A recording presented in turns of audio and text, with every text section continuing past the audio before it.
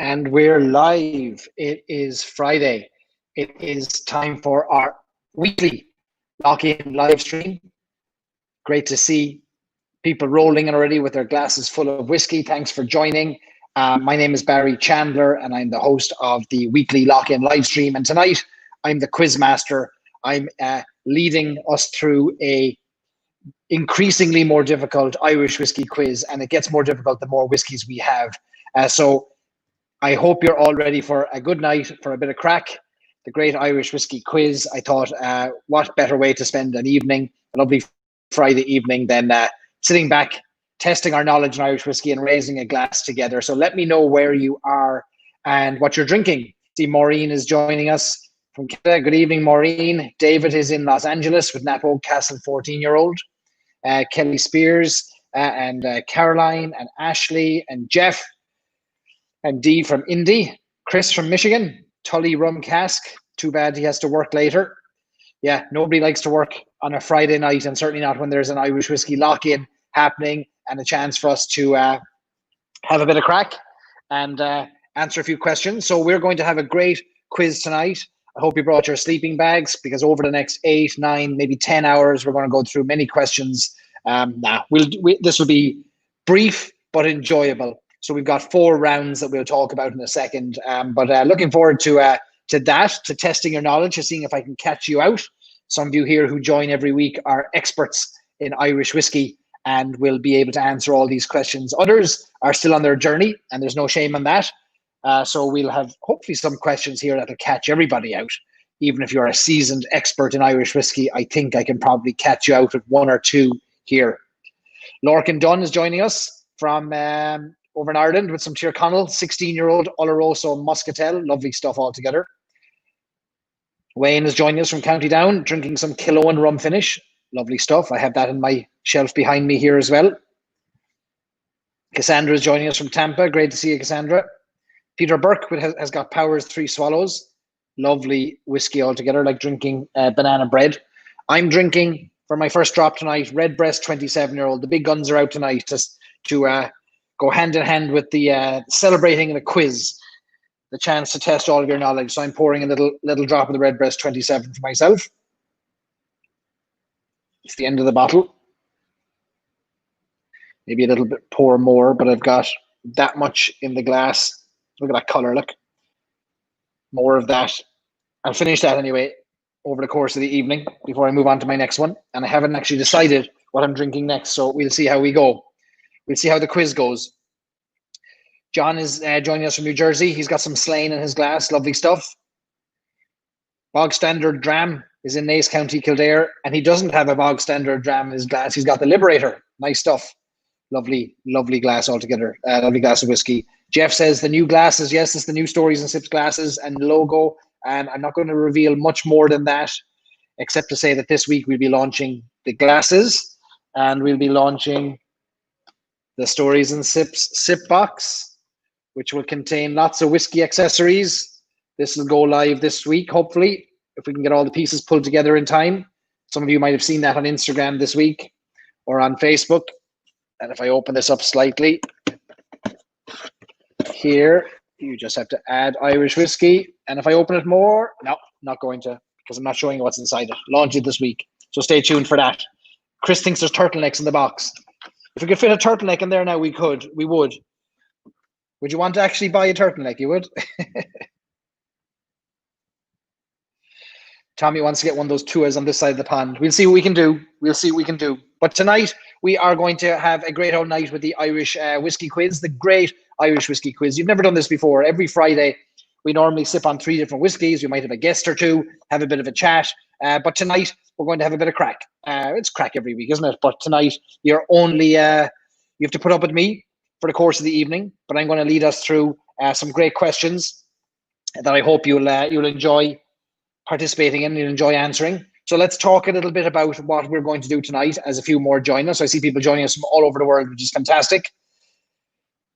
Maureen says I'm teasing her with the box. I am. I'm only teasing. Stay tuned on Stories and Sips during the week. Once we get all the pieces pulled together, we'll be announcing what's in that box and putting it up for sale.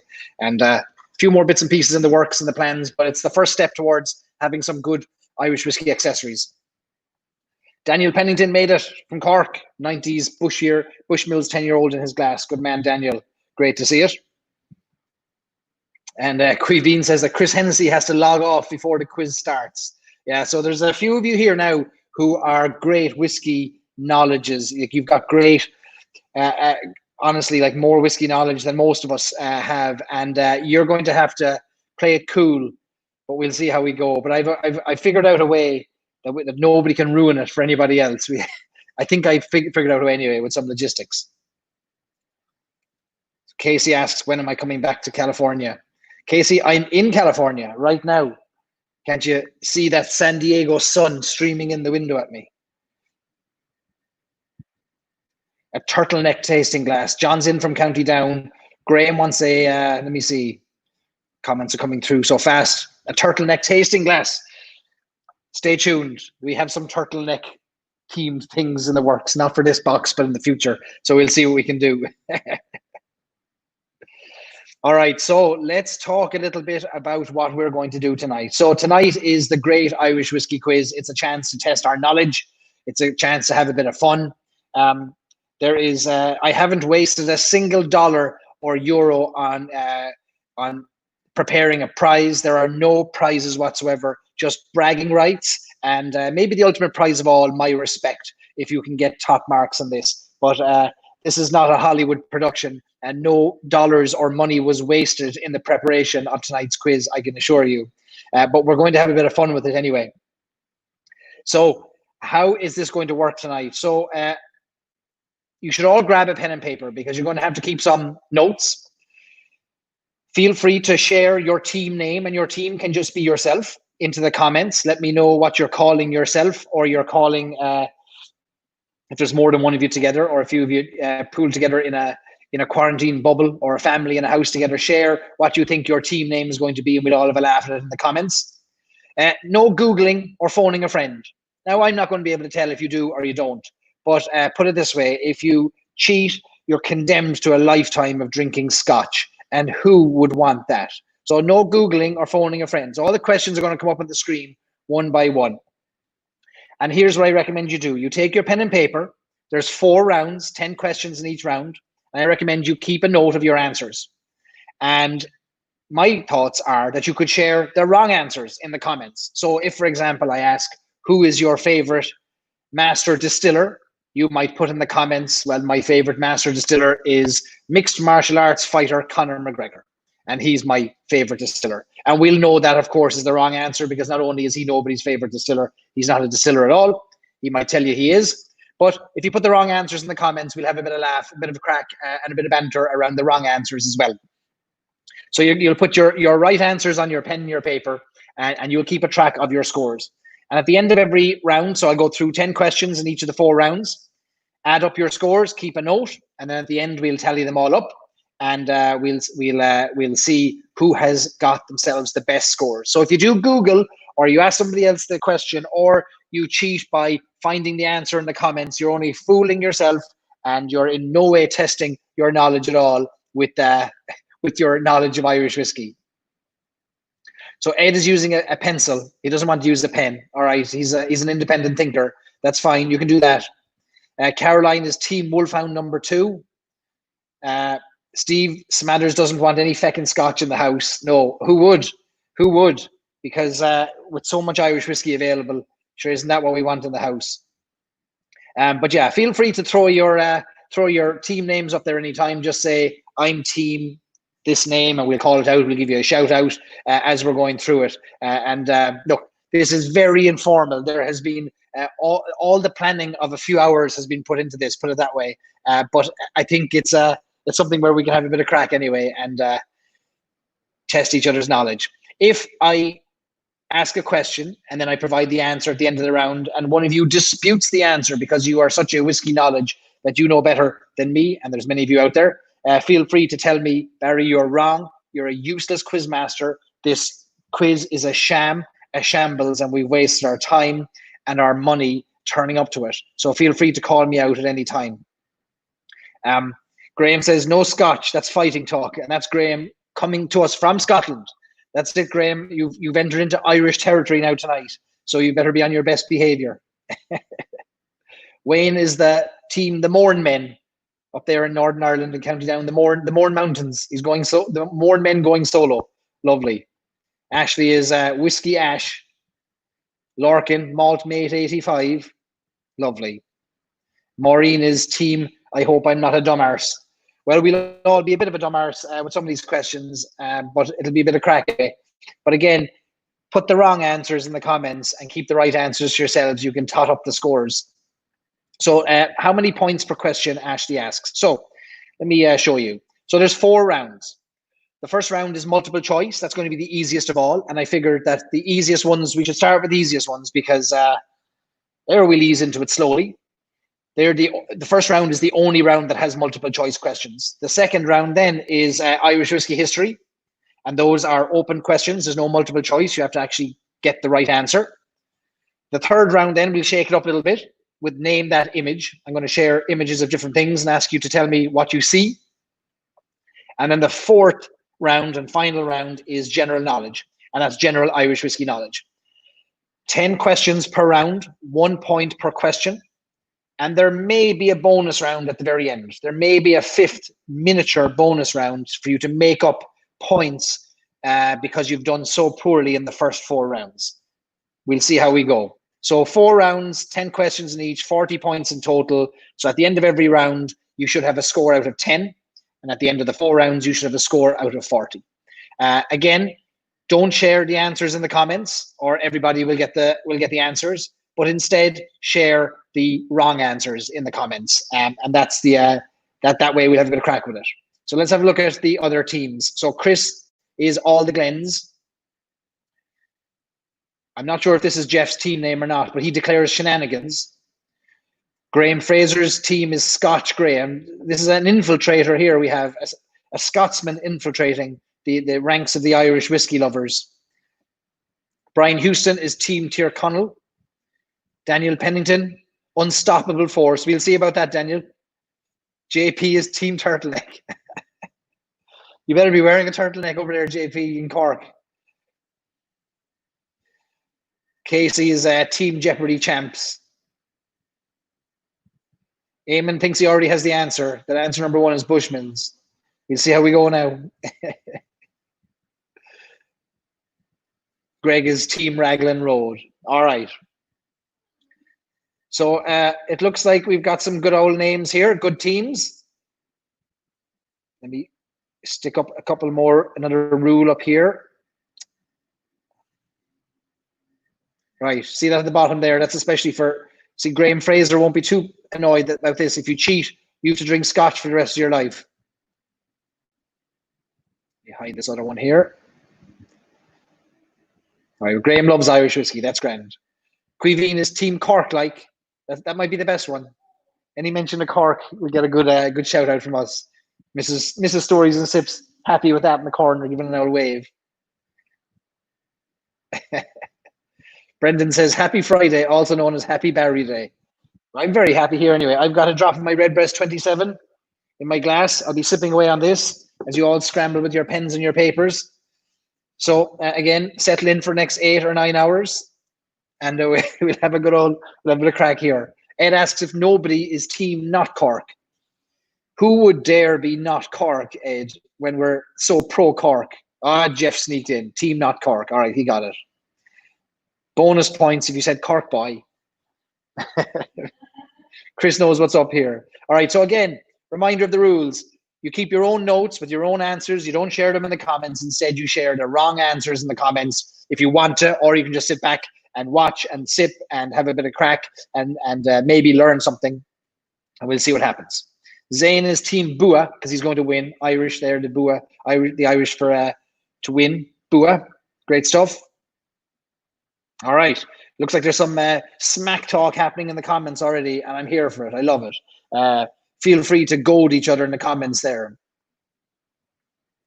John is a Team Don't Tell the Missus about all my hidden whiskey, or the real prices of it, I'd say. And John Dempster's Team Copper. Great stuff, John.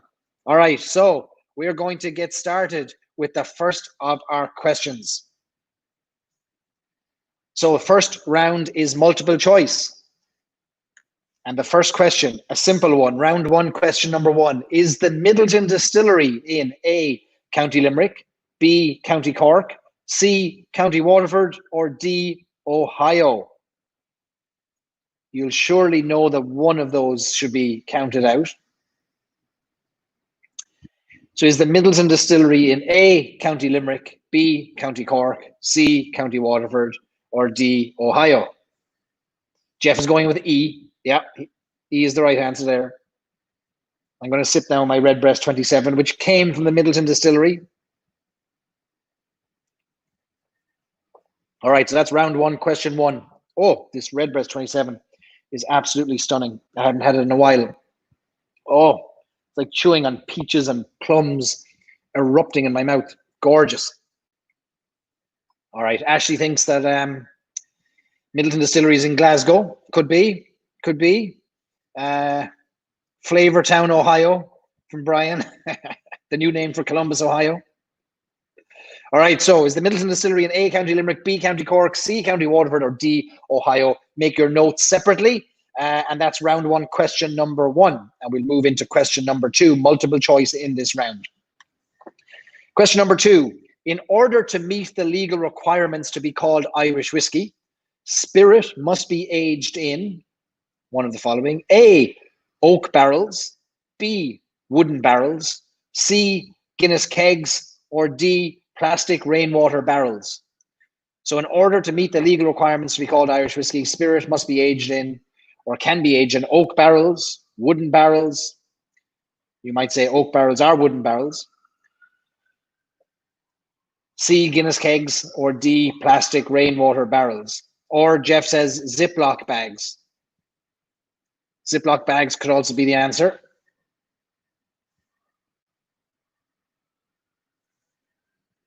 Chris wants to know why Dublin wasn't on the list for the Middleton Distillery. So in order to meet the legal requirements to be called Irish whiskey, spirit must be aged in oak barrels, wooden barrels, Guinness kegs, or plastic rainwater barrels, or Rover biscuit tins from Ashley, or Ed's Belly. That's question number two.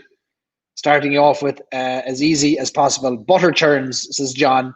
Food Saver vacuum seal bags. Yep, that'll do it right. That marrying of the lovely plastic and the liquid will go very well. Creamery can from Steve, or Daniel's bladder. All right, so that's question number two. In order to meet the legal requirements to be called Irish whiskey, spirit must be aged in oak barrels, wooden barrels, Guinness kegs, or plastic rainwater barrels. Make your notes separately. Tato bags, bog standard dram thinks. We're moving on to question number three. How long must a spirit be aged at a minimum in order to be legally called Irish whiskey?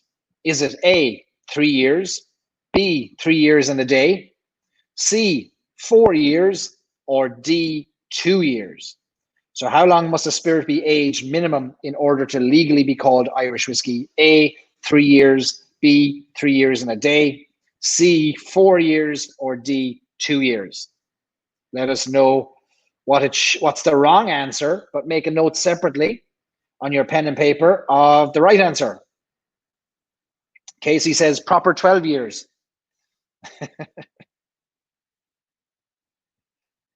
3 Hail Marys. Ashley says 48 days. David said, glad you answered this one not too long ago. Yeah, so if you follow along to my tastings or any of the events that I've been hosting online, almost all of these questions have been answered or have been addressed at some point or another. So you should have the answers to those. There's no excuse for you not to have them. Shane Cunningham reckons 2 weeks will be sufficient time to age whiskey, as long as a piece of string. JP thinks this is the foundation whiskey quiz. Yeah, it is. You're right in the early. Wait till it gets to the round 4 there now, JP. You'll have your turtleneck over your ears by that stage, I'd say. Jonathan reckons it's a day more than the Scotch. Well, we'll see. We'll see. Shang says it just has to touch wood. 1 second. All right, that's round 1, question number 3. How long must a spirit be aged minimum in order to legally be called Irish whiskey? 3 years, 3 years and a day, 4 years, or 2 years. Nick says until it stops raining in Ireland, which means it'll age forever. Moving on to question number 4. What is the legally correct term for Irish whiskey?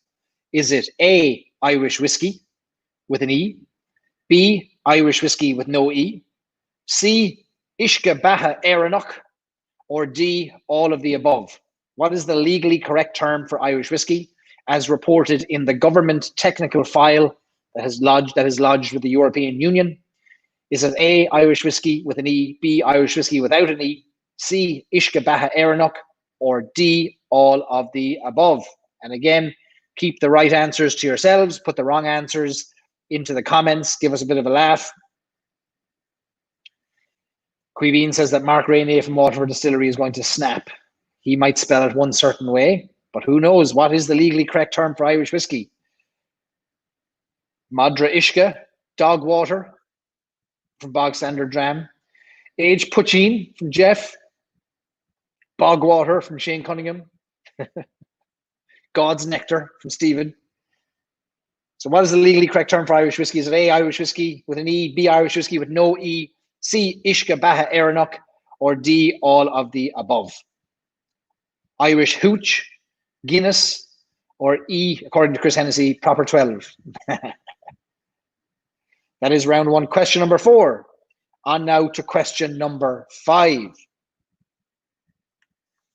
How many times must Irish whiskey be distilled by law? Is it A, 3 times?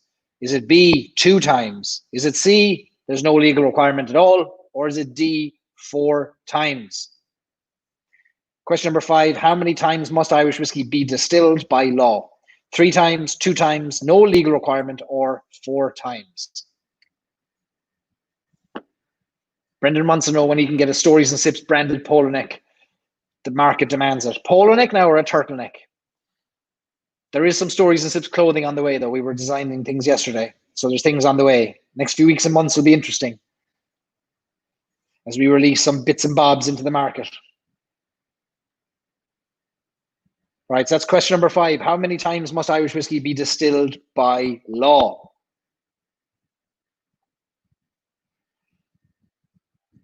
And for those of you who've just joined, this is the Great Irish Whiskey Quiz that we are barreling our way through as we sip on our whiskies. I'm sipping on a drop of proper 12. I'm not. I'm sipping on a drop of Redbreast 27.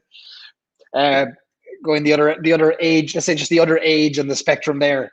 But we are answering the right questions on our pens and papers and putting the wrong questions in the comments, but all the answers will be revealed shortly. So moving now on to question number 6. JP says that Team Turtleneck is very confident at this point. I'd imagine so, JP, with all your Cork Whisky Society events and whiskey knowledge over the years. I'd say you're a dab hand at these things now. Okay, so that's question 5. Moving on to question number 6. How many Irish whiskey distilleries are currently operating on the island of Ireland? How many Irish whiskey distilleries are currently operating on the island of Ireland? And by operating, I mean they are distilling whiskey, not just a gin still or a vodka, not just making vodka or gin, but they are actually distilling whiskey and they're putting it into barrels. How many Irish whiskey distilleries are currently operating on the island of Ireland? Is it A, 5, B, 14, C, 31, or D, 48? And some of you haven't taken the instructions very well at all, but don't put the right answers into the comments. I'm looking at you there, young man in Cork, you know who you are. Put the wrong answers in the comments and the right answers on your pens and papers. But how many Irish whiskey distilleries are currently operating on the island of Ireland? Is it A, 5, B, 14, C, 31, or D, 48? Chris reckons only 1, definitely 1. Jeff actually has the right answer here, all of them. But we're not accepting that as the answer. Oh, Patrick's onto the right answer here. Not enough. Oh, look, our Scotch invader. Not as many as Scotland. Not yet. We used to have. We're coming back. Caroline reckons 187. Yes, Ed, those that are making it, anyone who is making whiskey. It takes years to release it, but those that are making it. So it could have gone through the still for the first time yesterday, and that gets counted. Stephen says there seems to be a distillery in every hole in the hedge these days. Yeah, I'm a big fan of the hole in the hedge distillery personally. Ashley thinks there's 1.6 million of them. Wendy Lighton says there's only one that matters. I wonder what distillery she could possibly be referring to with a name like Lighton. Fair play to you, Wendy. Thanks for joining us. And Steve says the last time he was there was only 3. Well, when I was growing up in Ireland, there was only 1 in the 1980s, early 1980s. There was only 1. So it's not that answer. All right. So that is round 1, question 6. On we go now to question number 7. Daniel asks, what happens if the correct answer isn't there? I'd be very surprised, but I'll stand corrected. All right. Question number 7. Where do most barrels come from that are used to age Irish whiskey? Is it from the United States? A. Is it B, from Spain? C, from Ireland? Or D, from France? So where do the barrels come from that are used to age Irish whiskey predominantly? So by predominantly, I mean more than 51%. And the actual answer is probably more than 90%. So where do most barrels come from that are used to age Irish whiskey? Trees, Jeff says. That is a good answer. Not the one I'm looking for. China, County Fermanagh, Monaco. Monaco are known for their barrels, all right. So question number 7, where do most barrels come from that are used to age Irish whiskey? A, USA, B, Spain, C, Ireland, or D, France? Brendan says a cooperage, and Chris says a cooperage. That is definitely true. Not what I'm looking for. A, B, C, or D? Again, Ed with his my belly. Ed is coopering barrels there in his belly. Barrel makers, this is Patrick. The back of big trucks, and Kevin. Antarctica, Robert Scott Robinson. So that is question number 7 in round number 1. Buckfast Abbey. It'd be nice if to age some whiskey in Buckfast. A lot of our American friends won't know what Buckfast is. Nice wine drink. I think the consumed the most in Galway in Ireland. It's a cheap. I wouldn't even know how you describe Buckfast. Liter bottle, comes in a brown bag. Drink it at 2 o'clock in the morning. All right, so that's question number 7. Brendan asked what I'm sipping. I'm sipping on Redbreast 27. That's my sip. I'm treating myself. I went to the top shelf of the cabinet there. I'm down to the last dribble, so it'll be finished tonight. So that's question number 7. Moving on now to question number 8 in round number 1. What does the term single pot still Irish whiskey mean? What does the term single pot still Irish whiskey mean? Does it mean whiskey made in a single still? A. Is it B, whiskey made from a mixture of malted and unmalted barley in one distillery? C. Is it whiskey that is made from cannabis? Or D, whiskey that must remain perfectly still in a pot until it is cooked? So what does the term single pot still Irish whiskey mean?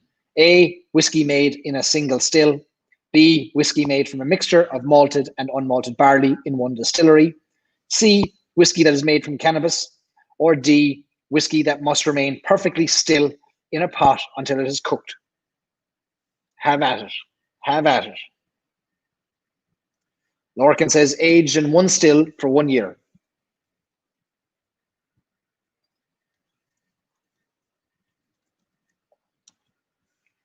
Buckfast is a fortified wine. That's right. Yeah. But isn't it kind of sparkling fortified wine?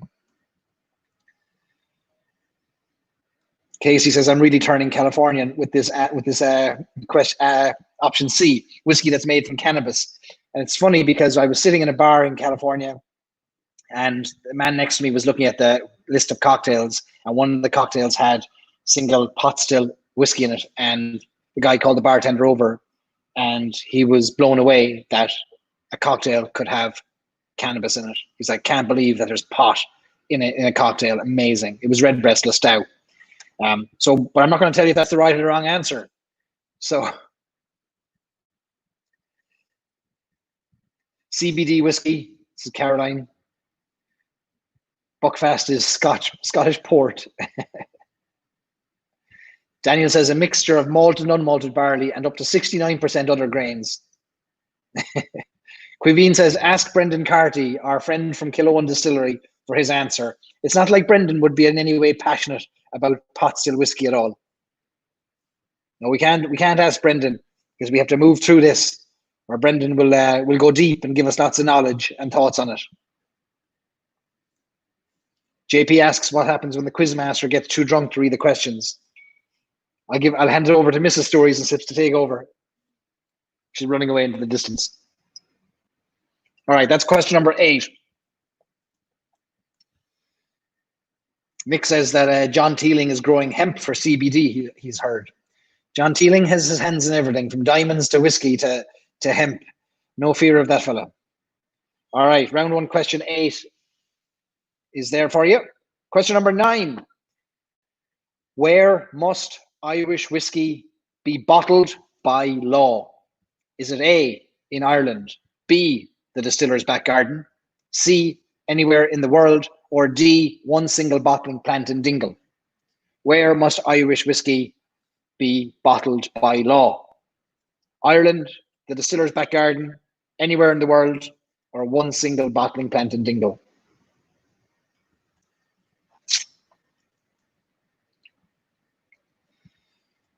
Where must Irish whiskey be bottled? Jeff says, into a bottle. You wouldn't be wrong. I'm taking my time nursing this Redbreast 27. I don't want it to go away. Taking my time with it.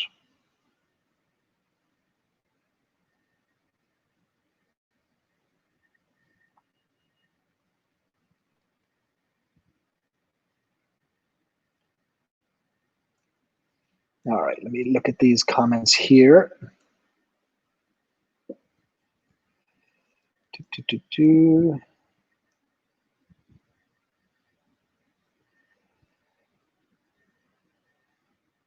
Okay, in a bottle. Jeff, a Tato factory, says Stephen. Could be in a flask too. Cork and not Cork, says Julie. The roof of government buildings, from Ashley. In Cork, says Brendan. Might be able to bottle it in Cork, but by law, where must it be bottled? Ireland, the distiller's back garden, anywhere in the world, or one single bottling plant in Dingle?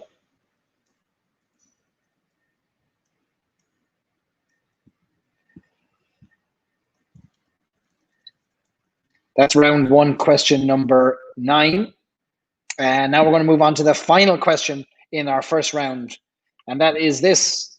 The best-selling Irish whiskey in the world is A, Proper 12, B, Bushmills, C, Seamus O'Flaherty's Shamrock and Leprechaun Family Blend, or D, Jameson? Is it A, Proper 12, B, Bushmills, C, Seamus O'Flaherty's Shamrock and Leprechaun's Family Blend, or D, Jameson? Chris wants to know, where must whiskey be unbottled? At home, into your glass. Andrew says the wrong answers are getting more impressive with each question. They really are. Jeff is finally getting his Redbreast 27 down off the shelf. Yeah, you can blame me for that. You should be thanking me. You should be down on your knees thanking me that you're going to get to open your bottle of Redbreast 27. The joy you'll experience when you let this pass your lips will be unrivaled, and you're welcome. Brendan doesn't recognize answer A, Proper 12. It doesn't exist in his mind. Chris wants to know if it's best-selling or the best that is selling. Important distinction there from our grammar hound. Good question, Chris. Best-selling. Selling the most.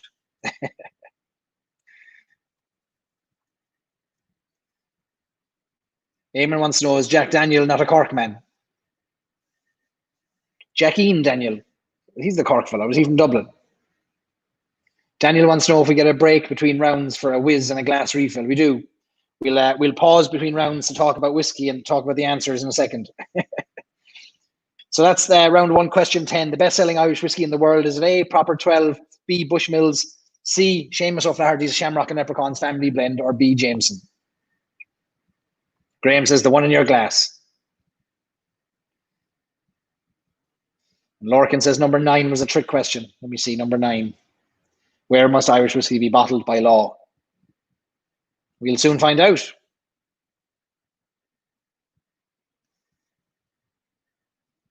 Well, have I got 2 B's here, have I? Oh, I do. Andrew calling me out. Dead right. Okay, so A, Proper 12, B, Bushmills, C, Seamus O'Flaherty's Shamrock and Leprechaun's Family Blend, or D, Jameson. D, Jameson. See, that could have been slipped in there now to test you. Andrew's paying attention, though. He's only 1 whiskey in. All right, so D is Jameson. I can just write down Jameson. You get a point if you say Jameson, if it's the right one, or you get a point if it's Bushmills if it's the right one. Okay, Graham's peaked here, he says. And Caroline's enjoying it. Good stuff. All right, that's round 1, question number 10. So we've gone through 10 questions. We're about to share the answers, and you can mark yourself out of 10. Make sure you've got all of these answers correct. And if not, you'll learn something, as I did when I was researching as well. So I'll go through them one by one, and you can make a note of your scores, and then we'll add them all up at the end.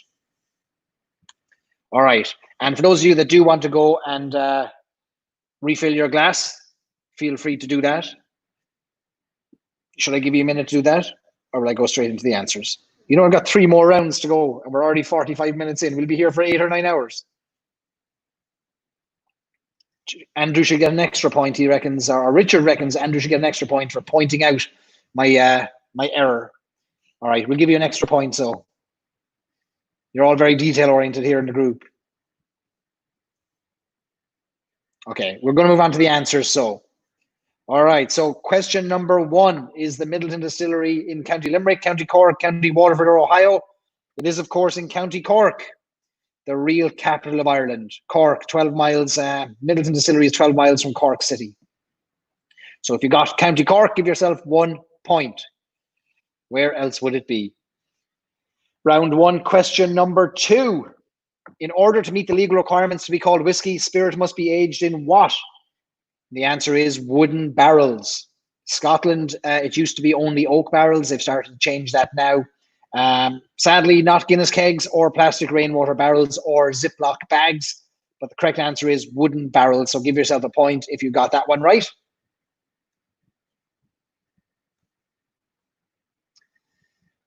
Question number 3. How long must a spirit be aged minimum in order to legally be called Irish whiskey? The answer is 3 years. Not 3 years and a day, as some embellishing tour guides will tell you as you journey through Ireland's distilleries. It's a bit of a myth.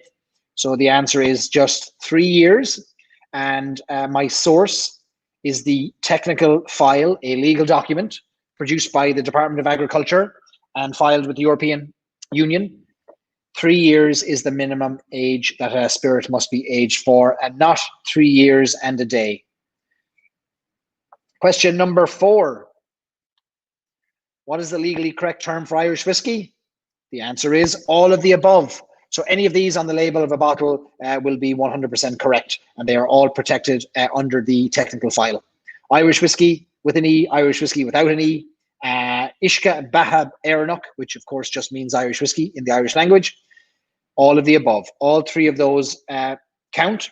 You'll notice B is the spelling of Waterford whiskey. Waterford Distillery have released their whiskey without an E, and they're perfectly entitled to do so. And it doesn't mean they're making Scotch. It means they are compliant, and they've just decided to use one of the 3 terms that they are allowed to use. So give yourself 1 point if you got that right. Brian gives us a good bit of update here. Scotland is still only oak. The recent changes allow new casks like tequila, but they still have to use oak. Okay, good to know. So just oak for Scotland. All right, so that's question number 4. Richard says, always go for all of the above.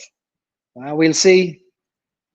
Question number 5. How many times must Irish whiskey be distilled by law? There's actually no legal requirement whatsoever. It's not the only mention of distilling in the technical file mentions typically, the word typically, that Irish whiskey is typically distilled 3 times, whereas Scotland and the United States typically double distill. But the word typically is important there.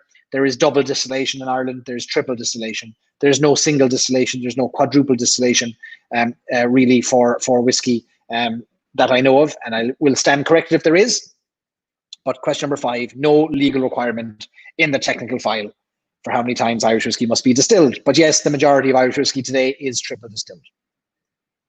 Question number 6, the answer to this one. How many Irish whiskey distilleries are currently operating? The last count as of last week was 31. 31 operating distilleries. Now, with all these holes in hedges and all these distilleries popping up, you may say, well, actually, I've got a 32nd one. And then I will refer you to the Stories and Sips website to look at the current list. And you'll see 31 distilleries listed on the Irish Whiskey Distilleries section of Stories and Sips. And if there's another one there that I've missed or that I haven't been made aware of, I will be delighted to update it. But you'll definitely be wrong if you got 5, 14, or 48. Chris says he changed that one. Greg is giving us an update. Team Raglan Road had set low expectations and is thus far meeting them. Good man, Greg, meeting your low expectations. Question number 7. Where do most barrels come from that are used to age Irish whiskey? And of course, the answer is the United States. From Kentucky and from Tennessee.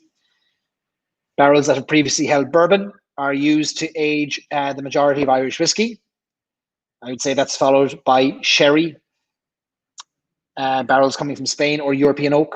Could be Romanian oak. It's used in Spain, or could be Spanish oak or American oak. But in any case, the majority of barrels that are used to age Irish whiskey come from the United States.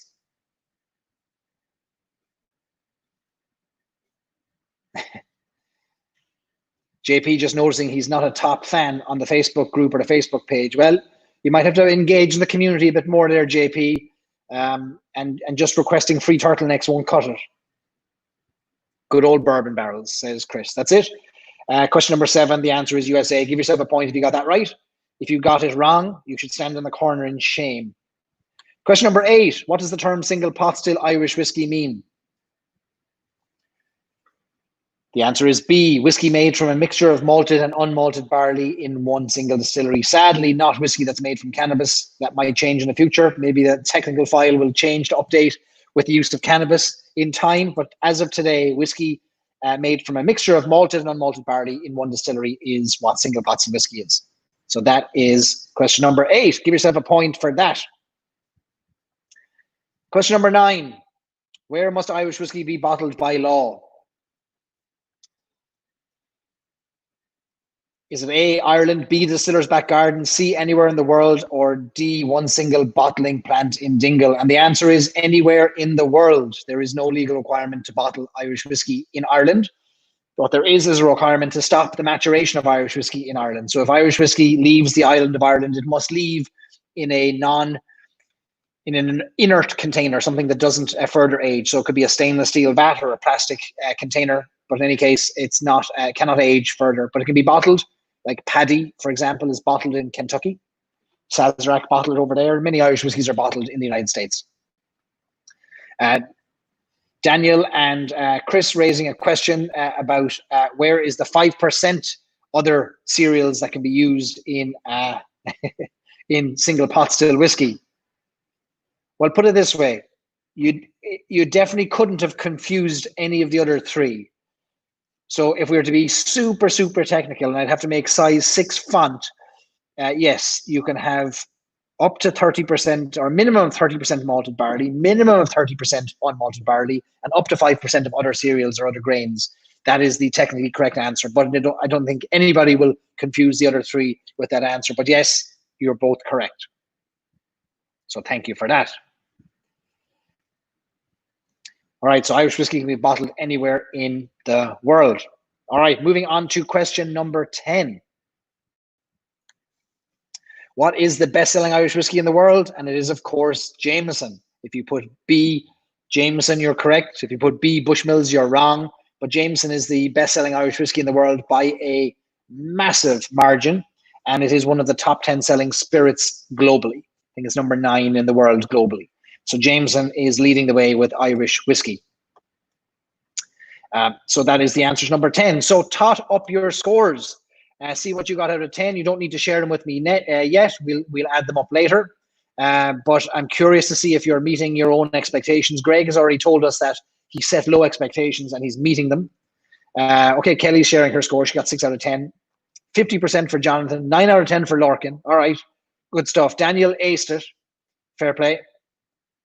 Derek Grant's phone is going dead. Switch to the iPad or the computer quick. Casey's at 70%. And I caught Casey with a few. That's the goal. Catch you with a few. Eamon got 12 out of 10. Surprisingly, picking up a couple of bonus points somewhere hidden there. Team Turtleneck would like to retract the previous statement about being very confident at that point. Yeah, I knew I'd catch you out. All right, Chris Hennessy, we're not surprised you're at 100% there now, to be fair. Okay, Maureen, you're not such a dumb arse as you thought you might be. 8 out of 10 is better than many of the Irish whiskey heads there who didn't get 8 out of 10. Fair play. Ed's got 9 out of 10. Good stuff. All right. Paul got 1 out of 1 because he showed up late. Well, that's a 100% record so far, Paul. Fair play to you. Is there a bonus from being from Cork? There is. You get to tell everybody forever that you're from Cork. That's the bonus there. All right, so top up your glasses. Go to the toilet. We're about to hit round number 2. Round number 2 is Irish whiskey history. This will test a few of you now. Brian's waiting for the trick questions. He's very confident altogether. JP reckons Chris Hennessy is cheating. If having a knowledge is cheating, I'd say he absolutely is cheating. No doubt about it.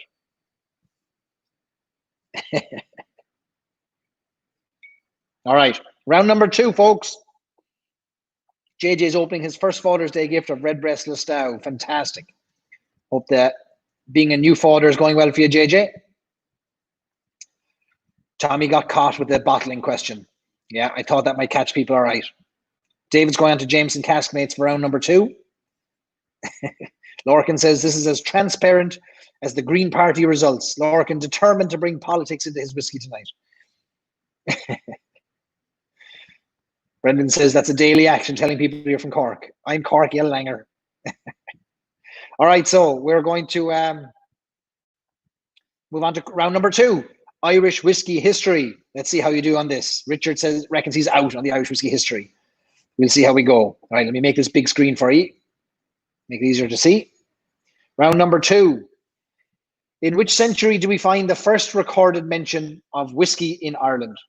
In which century do we find the first recorded mention of whiskey in Ireland? And there's one man on here who knows that very well because we had him on the live stream and he's got a product himself that is related to this.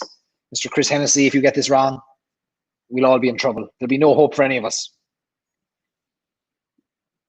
In which century do we find the first recorded mention of whiskey in Ireland? And again, this second round, it's getting a little bit more tough. No multiple choice here. You actually have to know the century. Now, if you give me the year, even better, but the century will do. Daniel reckons 1989. Great year. Queeveen's going to text the answer to Chris. Casey reckons the 20th century. Tim reckons the 18th century. In which century do we find the first recorded mention of whiskey in Ireland? Question number 1 in our Irish whiskey history round. Eamon says the Killers just came on in Glastonbury, so I've been demoted now for 10 minutes. That's unbelievable. Can somebody show me how to bar people from the live stream so that Eamon can't get back in? He's cheating on me. No multiple choice, Ed. You're stuck. I told you to get more difficult. You'll be let off lightly there now with the first one. It's only going to get more difficult. In which century do we find the first recorded mention of whiskey in Ireland? Question number 1. Question number 2. In which year did James Power establish what became the Powers Distillery in Johns Lane in Dublin? In which year? I'm looking for the year. And for those of you who enjoy a drop of Powers, I'll give you a hint. You'll find it on the bottle. It's on every bottle of Powers. the year that James Power established the Powers Distillery in John's Lane in Dublin. Stewie Quayle reckons it was 1405 for James Power. Or 1817. We know why you said that one. Chris reckons these questions are already killing him. This is a serious jump in knowledge from JP. In which year did James Power establish what became the Powers Distillery in John's Lane in Dublin? Julie says it's AC, after Cork, because all the best things came from Cork. See, look, I'm training this community very, very well. All the best things come from Cork. All right, that's round 2. Question 2. In which year did James Power establish what became the Powers Distillery in John's Lane in Dublin? Question number 3. Which 3 companies merged together in 1966 to create the modern day Irish Distillers Limited? Now, Irish Distillers, of course, is the parent company of 60 plus different expressions of whiskey. Irish Distillers, I'd be giving it away if I told you they're whiskies, but let's just say they're very large. That's your hint. They went from foundation level math to higher level here, says Lorcan. Cute cut to everyone reaching for their Powers bottles. So question number 3, which 3 companies merged together in 1966 to create the modern day Irish distiller? So these 3 companies were 3 distilleries, 3 well-known whiskey brands merged together. 3 well-known whiskey companies merged together to create the modern day Irish distillers. This is getting tougher, isn't it? Macy's, Jeff reckons, is part of it. And Ashley says, the strange thing is we actually know these answers, but the drams are getting us. Shane says it's Killowen, Teeling, and Clonakilty. Could be. All right, so which 3 companies? That's question number 3. Moving on to question number 4. What was the name of the Irishman who created the column still? What was the name of the Irishman who created the column still? So we're familiar with the copper pot stills that whiskey is distilled in Middleton and in most Irish distilleries, all Irish distilleries, but there is a tall column still that is more widely used in Kentucky, in Tennessee, and the United States than it is in Ireland. But the tall column still that you see throughout the United States and in many distilleries, some distilleries in Ireland, some distilleries in Scotland. What was the name of the Irishman who created this, who invented the column still? And it wasn't Mr. Column. Brendan down there in Kinsale, we're gonna have to reprimand you now. You're gonna have to put the right answers in your pen and your bit of paper and the wrong answers in here. Ed asks if it was the man who created it or patented it. If we're being technical, we could say patent, because I suppose if we went back far enough, we might find some derivative being made of some earlier thing found in a backyard. But the man who created or most well known or most associated with the column still. Sid Column, says Graham. A traitor, says JP.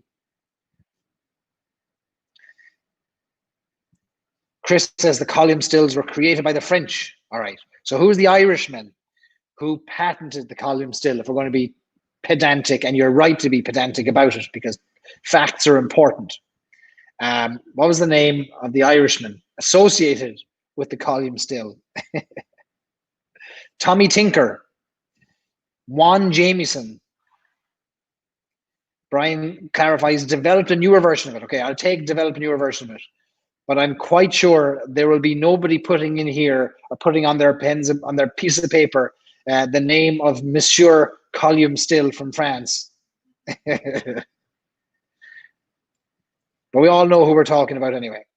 Pot still will, says John. Mr. Nescafe. MacGyver. I knew I'd get corrected on some of these, and I'm thankful for the corrections, so keep them coming. But the Irishman most associated with the column still, we know his name. Who is he? All right. That's question number 4. Moving on to question number 5. In which year was the first vintage of Middleton Very Rare released? Caroline reckons Darby O'Gill created the column still. And Sheng reckons it was Mr. solely responsible for bottom shelf blended scotch. Question number 5. Which year was the first vintage of Middleton Very Rare released? So a vintage of Middleton Very Rare has been released every year since this year that it was first released.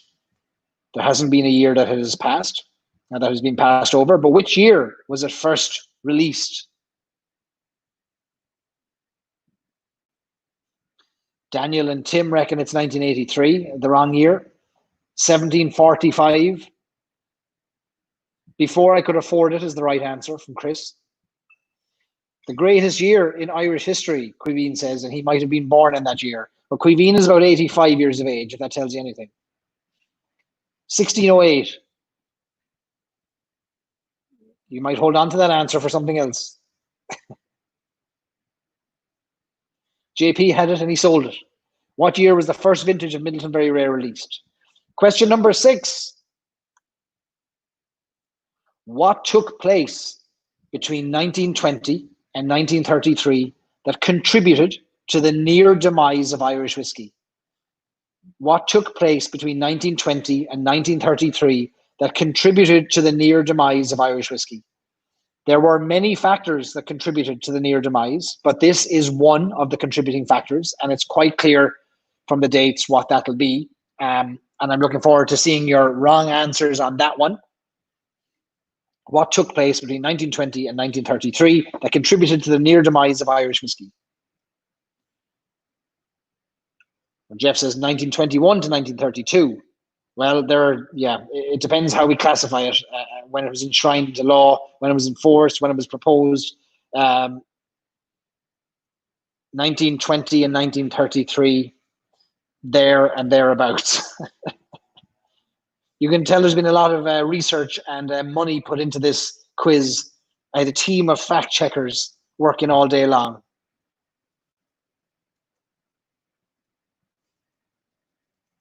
Was Coke invented? Brenda wants to know. The Dark Years from Chris. Invasion of mutant hamsters. That was a different period, I think. All right, that's question number 6. Flapper dresses happened. They did happen around that time too. All right, that's question number 6. Question number 7. Which popular single pot still whiskey was first mentioned in advertisements in 1912? Which popular single pot still Irish whiskey was first mentioned in adverts in 1912? Which popular single pot still whiskey was first mentioned in adverts? No hints, no hints. In 1912. And a reminder for those of you just joining us, we're putting the wrong answers in the comments and we're putting the right answers on our pieces of paper and our notepads at home. So feel free to play along. For those of you who just joined in, we're running through, we're almost through round number 2. A couple of rounds left to go. Which popular single pot still whiskey was first mentioned in adverts in 1912? And Shane asks for clarification if it's popular today. Yes, popular today. Ardbeg from both Ashley and Jeff. The famous single pot still whiskey Ardbeg. Which popular single pot still whiskey was first mentioned in adverts in 1912?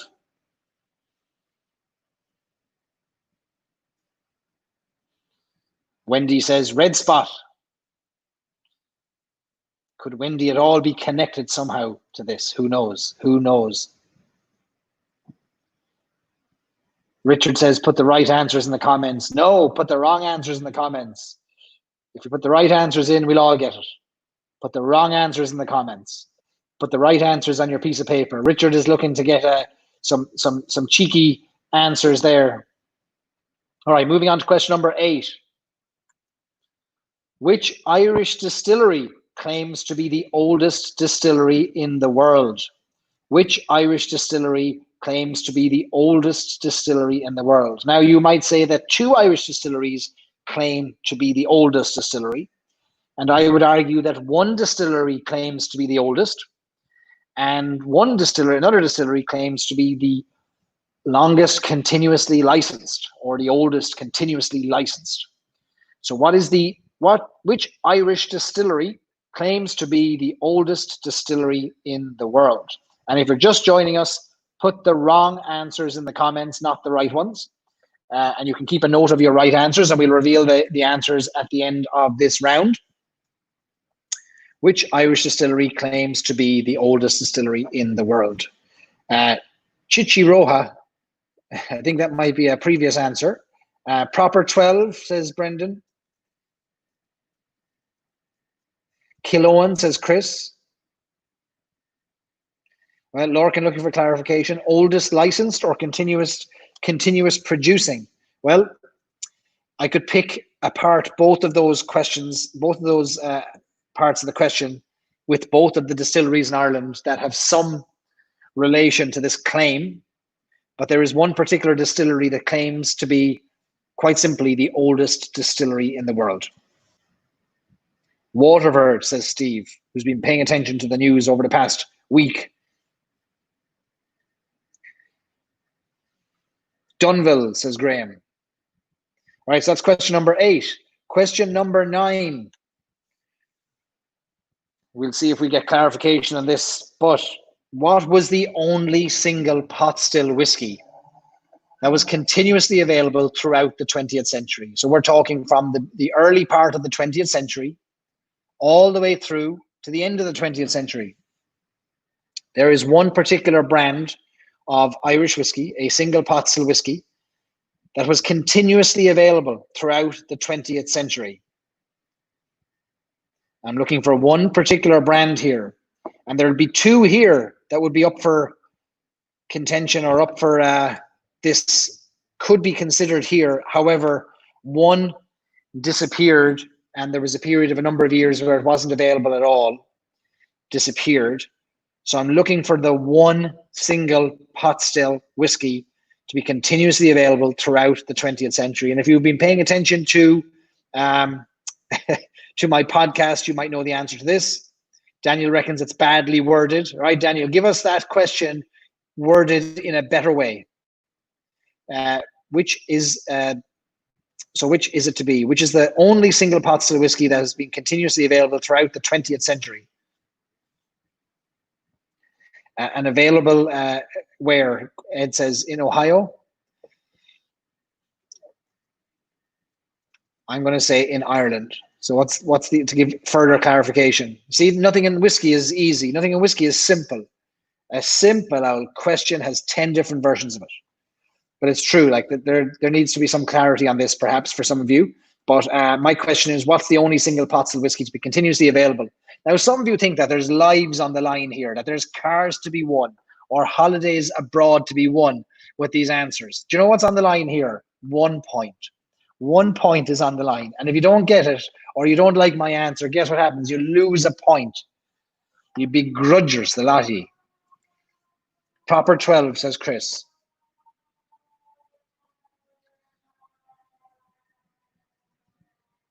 So that's question number 9. Moving on to question number 10. Last question in the history round. What other famous Irish drink or Irish brand is connected to the founding family of the Middleton Distillery? What other famous Irish drink is connected to the founding family of the Middleton Distillery? Tommy is distraught at the fact that there's no prize, that there's no car. This isn't the Late Late Show in the 1990s. There's no holiday to Florida, and there's no big bin full of entries, postcards to Gay Byrne. Lorcan says on the line is reputation. What other famous Irish drink is connected to the founding family of the Middleton Distillery? Daniel now reckons that's a good question. After lambasting me for my wording on the last question, he's back on side. He's back on side. Chris says Labatt's. Shane says Guinness. Brendan doesn't know how to play this game. Ashley says Tia Maria. Quiveen says milk.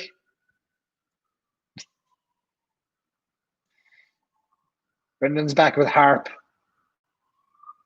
Mojitos. What other famous Irish drink is connected to the founding family of the Middleton Distillery? Smithwick's, says Manx Malt.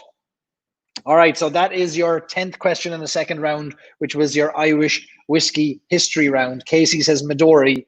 That's a lovely drink, the old green Midori. Eamon says, I'm trying to redeem myself with some good questions here, or the right worded questions. Fat Frog, Baby Sham, some good answers here. Poutine, Mother's Ruin, or Kool-Aid. All right, so that's the end of round 2. We're going to go to the answers of this one now. Let's see how you do. 1 point for every right answer. If you got it wrong, you might as well log off and go to bed. You'll have no luck tonight. So top up your drinks. I'm still nursing away. I'm too busy talking. Sipping away on my Red Bus 27. Let me have a drop of water here.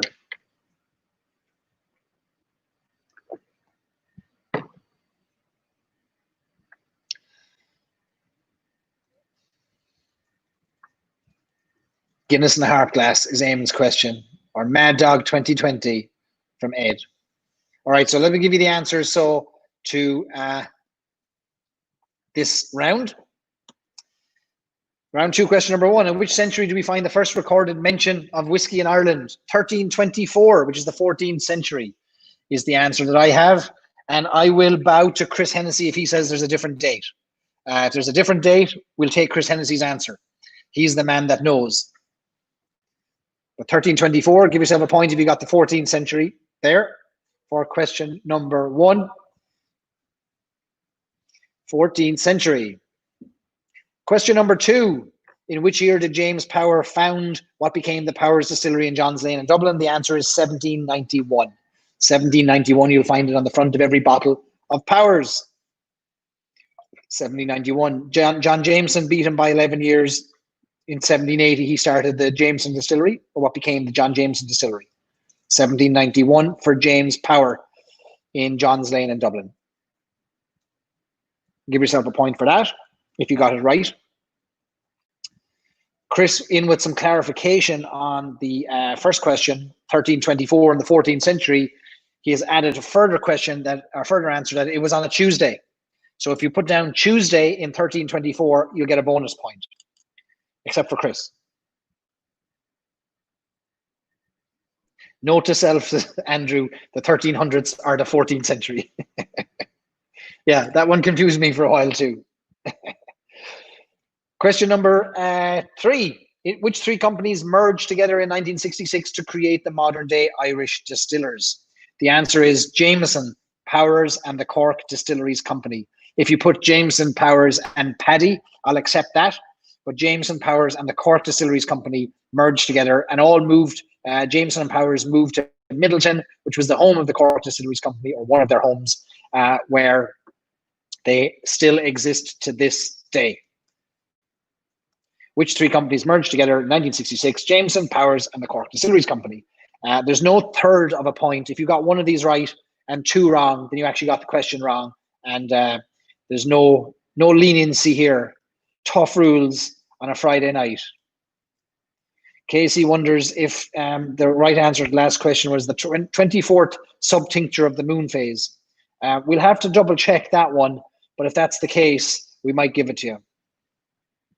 Question number 4. What was the name of the Irishman who was somehow involved with the column still? Touched the column still, but actually he patented the column still. His name was Ennius Coffey. Ennius Coffey was the name I'm looking for. If you gave me Monsieur Jean-Marie from France, like Chris did earlier, he'll get his point. But the name of the Irishman we were looking for is Ennius Coffey. Ennius Coffey. So yeah, Ennius Coffey is the answer I was looking for there. And you all knew who I was looking for, but you dragged me over coals on that question. That's all right. Lorcan, I'll give it to you. Lorcan put Ennius Coffey, and we'll give you that one, Lorcan. We know what you mean. All right, so Ennius Coffey, the coffee still, as we know it today. Question number 5. In which year was the first vintage of Middleton Very Rare released? The answer is 1984. Barry Crockett was the master distiller who produced and created the first vintage and subsequent vintages all the way up to 2002, 2012. And then the first vintage that had Brian Nation's name on it was 2013 or 2014. I'll be corrected on that. So 1984 is what we are looking for there. 1984, a good old year, and the year that Queen was born.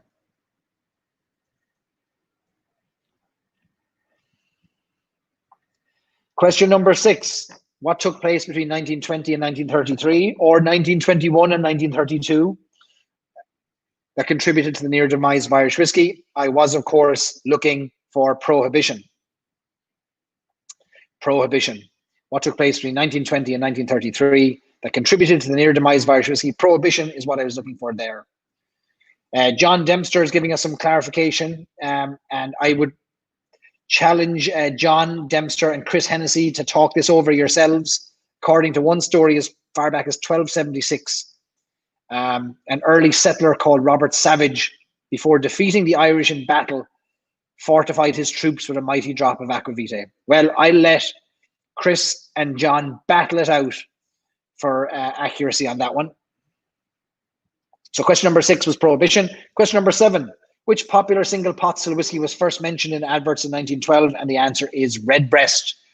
Previously, it was, I think, JJ Liqueur, Castle Liqueur, but Redbreast, the first time we see it mentioned, 1912. 1912, Redbreast. Redbreast is the answer there. Chris finally got one right. Ashley thinks there's going to be a fight between Chris and John over the early days of aquavitae.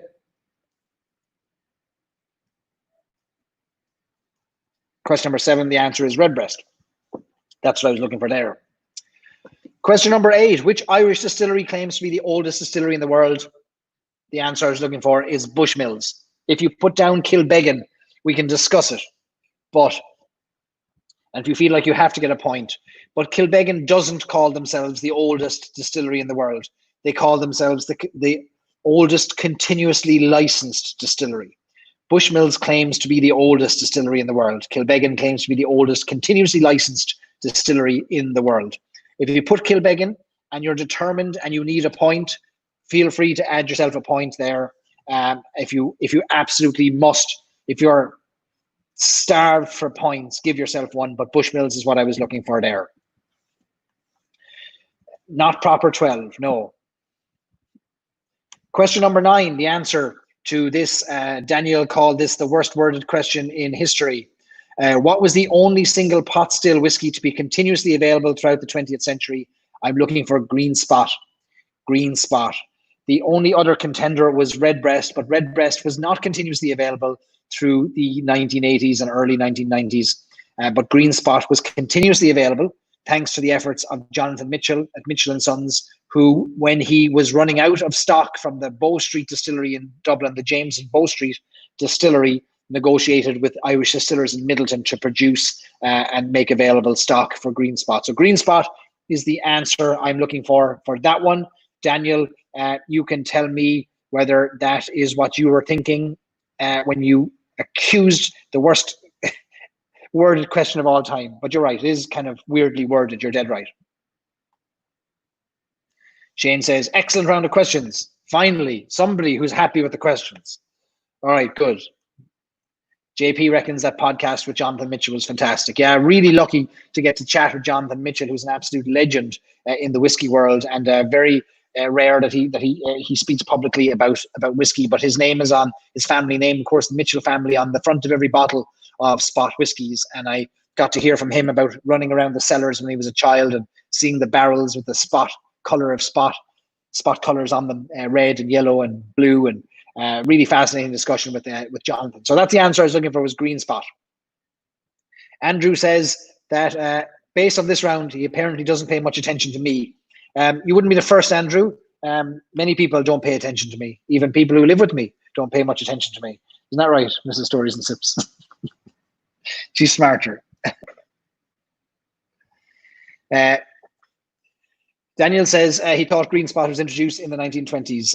Yeah, so Green Spot was introduced in the early part of the 20th century and was continuously available throughout the 20th century. So we'll, if somebody has a different answer on that, we'll talk about it. But Green Spot was the answer I was looking for. But that whiskey had a different name prior It was called Pat Whiskey, believe it or not. And Pat Whiskey was available prior to the 1920s, but Green Spot was the answer I was looking for. It's a tricky one, but if we think about it, it's the only one that was available throughout the 20th century, Green Spot. But we won't fight over it. We won't fall out over it. All right, moving on to the last answer in round number 2. What other famous Irish drink is connected to the founding family of the Midleton Distillery? And the answer is Murphy's Irish Stout, another famous Cork drink. The Murphy family are the founders of the Midleton Distillery, and they are the same family that started the Murphy Brewery in Ladieswell in Cork. Murphy's Irish Stout is what we were looking for there. So give yourself a score out of 10. JP got 8 out of 10. Chris got 1 out of 10. No bother. These are tough ones. These are tough ones. Casey got 6 out of 10. So keep a record of your scores there, and we'll see where you land on my ranking system that I deviously devised for the end of this quiz. Zane coming in strong with 18 out of 20. And that's strong, Zane. An Ohio lad there with 18 out of 20. You're putting some of the Irish lads to shame. Fair play to you. Shane got his 13th and 14th centuries mixed up. So did Nick Ryan. Spirits educator. Nick, we're ashamed of you. Now, it's an easy one to make. Nick's looking, or who is it looking for free glasses? Tony's looking for a set of Stories and Sips glasses for the winner. You see, how will we ever find the true winner here now, Tony? Because you're all at home and you might be phoning friends or phoning master distillers or opening up the old Google. We'll see the ranking at the end now. You never know what will happen. Right, Maureen is back with her calling herself a dumb arse, 3 out of 10. Now, those are really tough ones now, I have to say. Very tough ones. Zane says he watches and listens too much. Fair play to you. Oh, Cassandra coming in strong with a 9 out of 10. All right, Chris Hennessy has put on his fighting gloves. He's out for blood, John Dempster. I hope you're ready.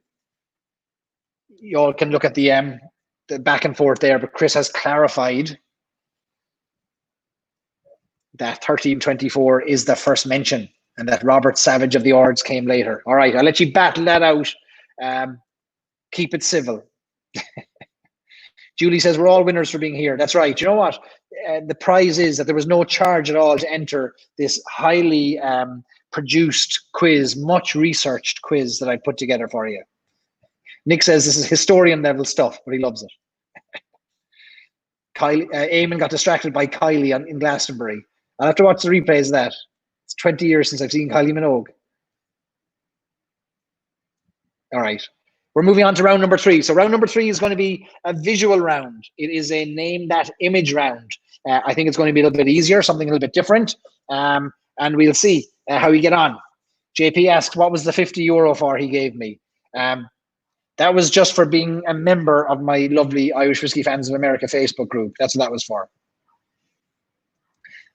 Stephen's given up the scores. He's staying for the crack now. Yeah, some people are out. They just can't. They can't get it. They can't get the scores. No bother. Just hang in there. Sip on your whiskey. Sip on your whiskey. All right. Moving on to round number 3.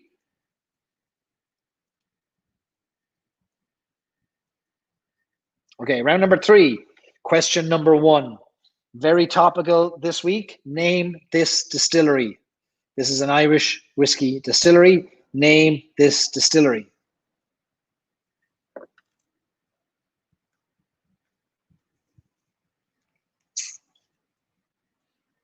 Question number 1 in our Name This Image round. Name this distillery. Chris says, we just saw this. And for those of you who've just joined, put the wrong answers in the comments. Add the wrong answers to the comments or to the replies.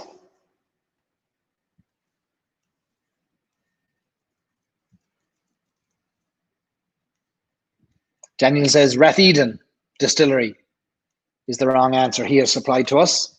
Name this distillery. Very topical right now, getting a lot of news or a lot of press this week with the launch of their first whiskies. There's a hint for you. Casey's nailing it. Jack Daniels. Jack Daniels.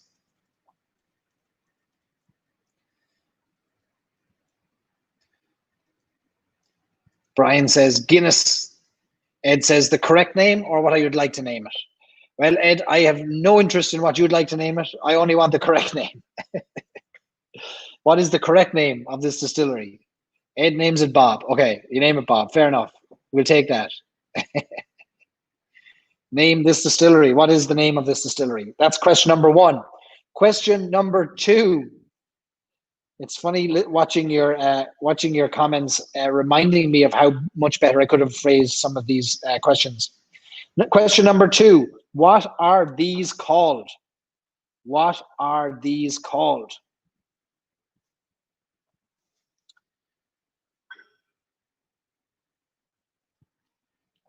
There's a whole pile of them there. What are these called? 4 and 5, says Tony. And for those of you who are following along, put the wrong answers in the comments. Daniel says scaffolding boards. Eamon says money. Wood. Sticks. Beating sticks, says Maureen. Brian says toothpicks.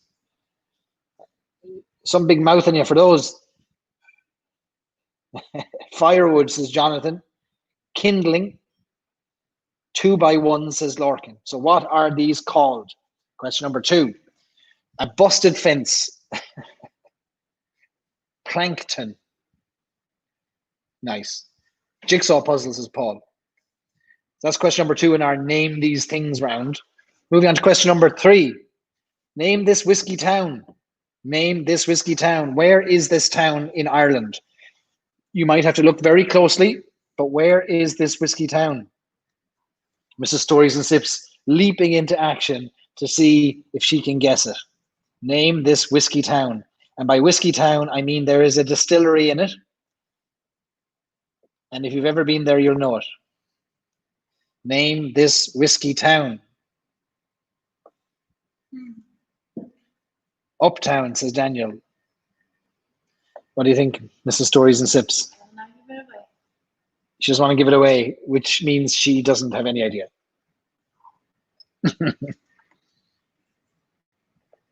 Name this whiskey town. It's a bit of an obscure picture, admittedly, from some Google satellite image. Limerick Junction, says JP. St. Patrick's, says Brendan. Mullingar. Nick in with the hint. Stone building on the left gives it away. Ahaha. What could that stone building have been?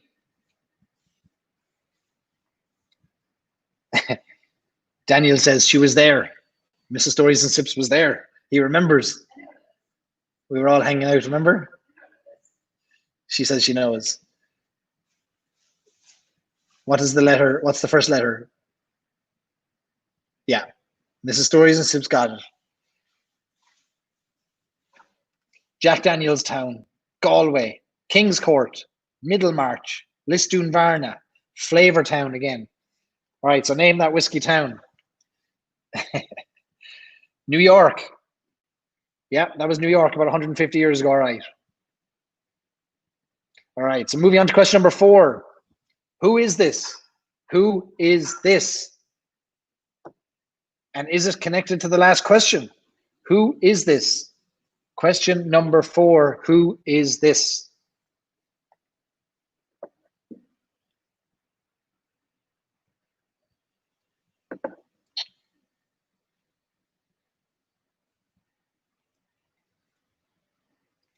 Dad?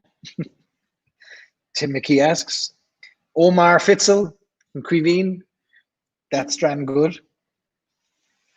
A man of wealth and taste, says Chris.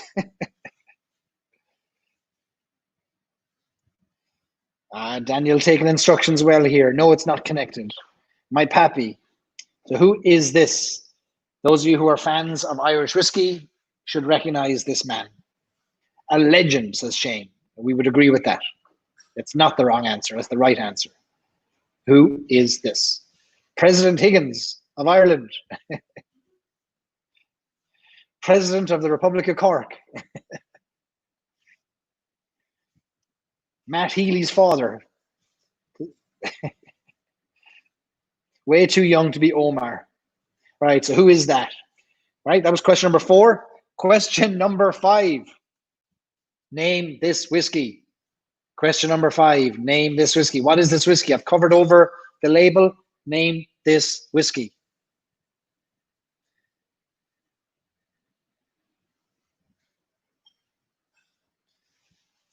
Wendy knows who that man was.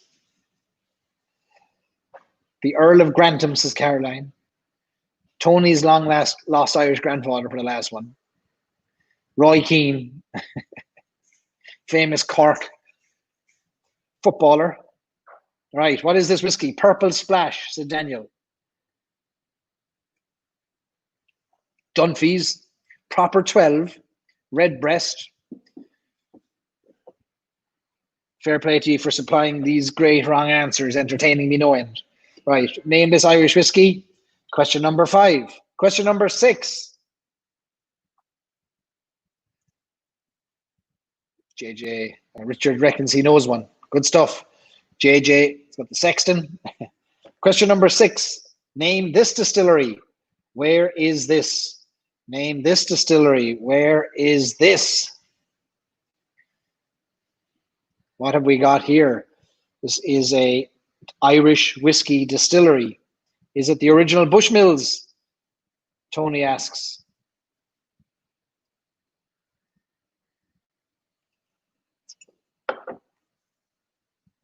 Blanton's, asks John. It might be worth taking another moment to just celebrate this Redbreast 27. Almost at the end of this drop here. I might as well pour the end of that bottle in. Absolutely stunning drop.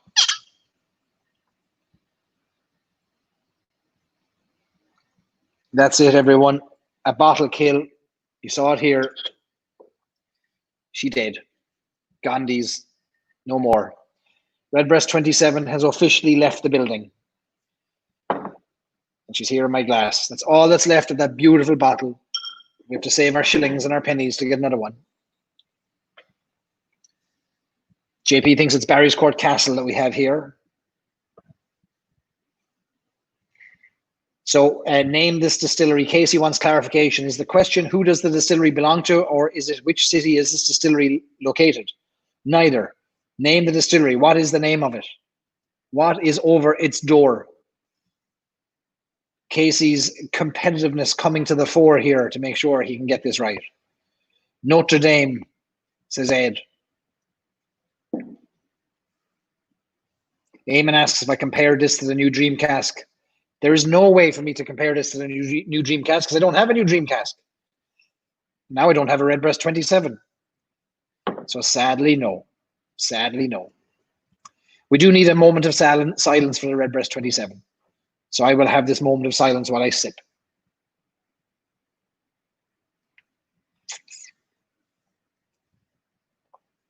Now here's a man who should know this distillery, but he reckons it's Cove Cathedral. Cove Cathedral should have a few stills in there if it's not too blasphemous. We'll be bringing people back to mass. Right, that's question number 6. What is that distillery? Name it. Number 7. What is the name of this glass? Look at this little bit of subliminal advertising there. What is the name of this glass? What is the brand name of this glass? If you say it's the Stories and Sips glass, we'll give you a point, but there's a name for this type of glass. Scotland has a Glencairn glass. What does Ireland have? What does Ireland have? Name. What is the name of this glass? Ed wants to know if I got any Dargaelic. I did, Ed.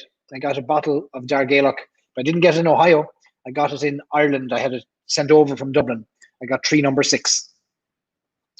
Wendy says the Redbreast 27 is gone but can be replaced. Have a word with Billy there, Wendy, and make sure he keeps producing the 27-year-old so we can get our hands on it. It can be replaced. The good news of Redbreast 27 is that it's continuously available. It's not going away, which is the good news. Shane says that what these glasses are called are Glencairns. Chris wants me to take his money. Every week he's throwing money at the screen, and I've still not taken a penny of it. A shorty glass. A stained glass. Good, wrong answer there from Caroline. Red Solo cup from Chris. A damn fine glass. That is not the wrong answer, Brendan. You know it. It's the right answer. It's a damn fine glass. Look at that lovely gold copper rim to it. A sippy cup, a shot glass, an Ashford glass. All right. What is the name of this glass? Question number 7. Moving on to question number 8. What is this man's name?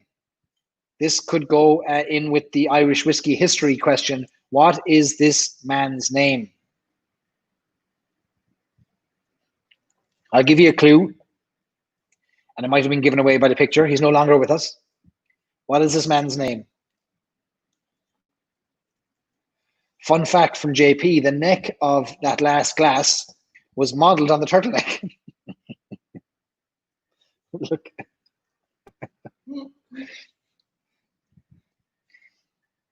Richard said he's just sitting there drinking Redbreast 12 like a peasant. There's nothing peasant-like about drinking Redbreast, Richard. I've killed a bottle of it myself this week. But Redbreast 27 there now. That, to be fair, now that's taken me about, how long did it take me to finish that? 4 months, maybe. Yeah, I had this about 4 months, maybe a bit longer. Quiveen says the name of this man is Michael Cowman, our regular roving reporter from Ireland who appears on our lock-in. Shane says the King of Cork. Nick wants his full, asks if it's the full name. Well, Nick, if you've got his confirmation name, and you can include that by all means. I'll take derivatives of his name because there is a derivative of his name.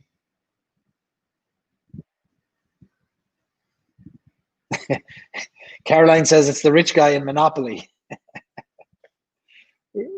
We might give you a bonus point for that. James reckons it's patio furniture. All right, so that's question number 8. What is this man's name? Question number 9. Name this distillery. What is this distillery? Brendan thinks the last fellow was Father Matthew. He was his nemesis. Father Matthew was his nemesis. Jose Cuervo. Uncle Jesse. So what is this distillery here that I'm showing you in the 9th question in our round 3? 1 round to go, almost down to the last question here. This is question number 9, 1 more to go. Name this distillery. I'm zoomed in there for you, Daniel. Hopefully that's big enough. Name this distillery. I don't know that there is any other that's that color, that particular shade of green.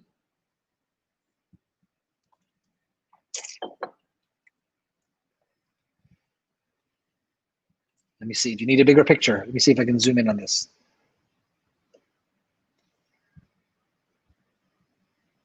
All right, here we go. Look at that. Things I do. Zoomed right in. Name this distillery. What is this distillery? Is that flames we see coming out the top of it? I think it is. What is this? Hoty's Distillery, says Nick. The Jolly Green Corporate Giant. Name this distillery. That's a tricky one. We don't see many pictures of it. This is a tricky one. Apparently Billy Lighton is worried that it took me 4 months to finish this. Well, you can tell Billy that I was consuming plenty other of his handiworks at the same time. There were many Redbreast 12s downed and killed in that time, and Dargaelic as well. So I was spreading the love around. I like to spread it out across the range. So I won't let Billy down, you can assure him.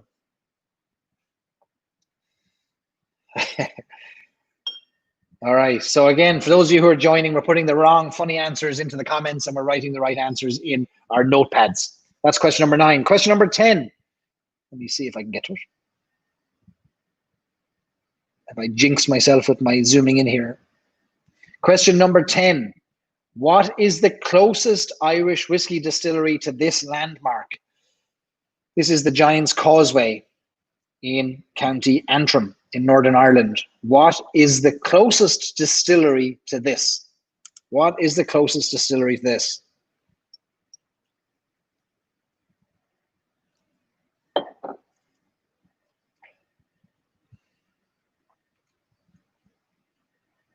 Daniel says Middleton. Dingle? No. Middleton, double D from Nick. What is the closest distillery to the Giant's Causeway in County Antrim in Northern Ireland? JP wants further clarification. I can tell who are the detail-oriented people in this room. Working distillery, he asks. Yes, working distillery. Working distillery. Working distillery. Lefroy,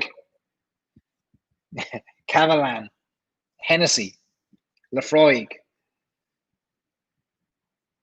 Tony says he was there, but the bus wouldn't stop. You're in the wrong bus. You want to get the bus that goes to the distillery. Brooke Laddie says Tom. Jefferson's Ocean. All right, so that's question number 10. All right, so Tot, here come the answers. Are you ready for the answers? We are about to go on to our last and final round. And Graham asks if there's a pass mark for this quiz. You'll see my ranking system at the end. Some of you are going to be very happy and some of you are going to be distraught at your results. So here's the answers. Make this nice and big for you so you can see the answers. All right, name this distillery. Question number 1. The distillery, of course, is Waterford Distillery on the banks of the River Suir in Waterford. Name this distillery. Waterford Distillery is the answer to question number 1. Give yourself a point if you got that right. Question number 2.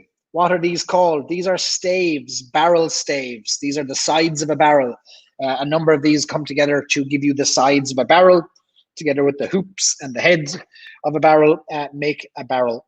These are barrel staves. If you put down sides of a barrel or bits of a barrel, I'm looking for the word staves. Stave, it's a stave. All right, question number 3. Name this whiskey town. It is, of course, Middleton in County Cork, the sleepy little farming town in County Cork in East Cork that has one of the Europe's most advanced distilleries hiding behind these buildings. This is Middleton in County Cork. Middleton in County Cork. Question number 4. The answer is, who is this? This is Barry Crockett, Master Distiller Emeritus from the Middleton Distillery in County Cork, retired in 2013. The man responsible for Middleton Very Rare and for ensuring the survival of single pot still whiskey. This is Barry Crockett, the former Master Distiller at the Middleton Distillery, who incidentally was born in the very building that he is standing in right there. He's standing in the distiller's cottage in Middleton, looking out at the water wheel from the angle I can see there, and the old grain stores in the background there. That is Barry Crockett, Master Distiller Emeritus. Question number 5, name this whiskey. Daniel thought it was Purple Splash. It is, of course, Green Spot. Green Spot Irish whiskey. That's question number 5. Give yourself a point for that. Question number 6. Name this distillery. This is the Pierce Lyons Distillery in Dublin, and not the Cove Cathedral, as Connor hoped it would be. Pierce Lyons Distillery in Dublin. Question number 7. What is the name of this glass? This is the Tua glass. Tua, meaning family or community in Irish. The Tua glass. And that is the Stories and Sips Tua glass that will be made available next week. Tua. Question number 8. Who is this man? What is his name? That is Paddy O'Flaherty, or Patrick J. O'Flaherty. I'll take any version of that. Paddy O'Flaherty, Paddy Flaherty. That is the man whose name is on every bottle of Paddy Irish whiskey. Paddy Flaherty was the salesman back in the early 1900s, whose name is immortalized on every bottle of Paddy. Paddy Flaherty, or Patrick J. O'Flaherty. I'll take any version of that. Paddy Flaherty. Question number 9. Name this distillery. It is the Cooley Distillery in County Louth, up in the northeast portion of Ireland. That is the Cooley Distillery, owned by Beam Suntory. It's where they produce Kilbeggan whiskey, Tyrconnell, Connemara, and a number of other whiskies. Cooley Distillery in County Louth. Cooley. Question number 10. What is the closest distillery to this? The answer, of course, is Bushmills. Bushmills is the closest distillery to the Giant's Causeway that is operational in Northern Ireland. And if I'm incorrect on that, I know I have some Northern Ireland folks who will be only too happy to correct me, but the Bushmills is the closest distillery to the Giant's Causeway. So give yourselves scores out of 10, and we are going to go on to the final round of our quiz tonight. Give yourselves a score out of 10, and we're moving along quickly into the next round. Ooh, 6 out of 10 for Chris, 8 out of 10 for Casey, 10 out of 10 for Lorcan, coming in strong. Nice. Ashley got 7. All right, so put your scores up there. 8 out of 10 for Zane. Nice. You guys are doing great. Shane, 10 out of 10. Daniel aced it. 8 out of 10 for Ed. I'm proud of you, Ed. Brian got 7. Good man, Brian. 2 out of 10. An improvement for Richard. Listen, everything's an improvement if it's one more than the previous one. Cassandra rocking it with 9 out of 10. And Paul, another yank, rocking it with 9 out of 10. Dave Cummins, Whiskey Man, 10 out of 10. The man representing Dingle. Fair play. All right, next round. Are you ready? Final round. Question number 1. This is our general knowledge. Can Irish whiskey made in another country, can whiskey made in another country other than the Republic of Ireland be called Irish whiskey? Now, this might be a tricky one. Can whiskey made in another country other than the Republic of Ireland be called Irish whiskey? Think about this one. Think about it now. Can whiskey made in another country other than the Republic of Ireland be called Irish whiskey? And put the incorrect answers into, if you say, let me see, if I'm looking for a yes, we'll get you a point here. And if you want to qualify it further, and you'll know what that qualification is, you'll get another point. Can whiskey made in another country other than the Republic of Ireland be called Irish whiskey? Daniel says, nice wording for people after a handful of drams.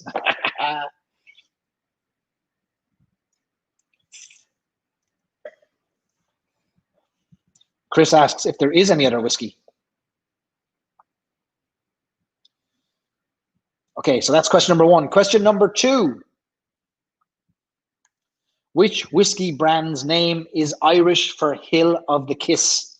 Which whiskey brand's name is Irish for Hill of the Kiss?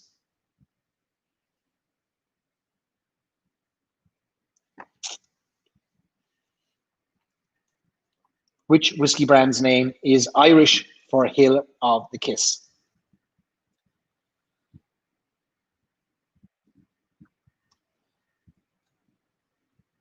So the Irish language for Hill of the Kiss. That's question number 2. Which whiskey brand's name is Irish for Hill of the Kiss? Moving on to question number 3.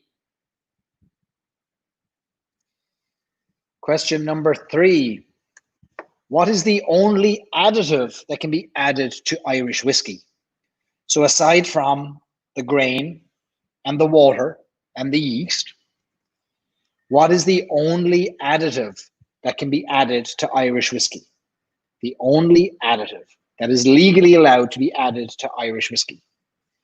This might be a tricky one. So aside from the grain, the yeast, and the water, what is the only additive that can be added to Irish whiskey? Maureen says more Irish whiskey. Never a bad thing. David reckons whatever the answer is, it ought to be changed.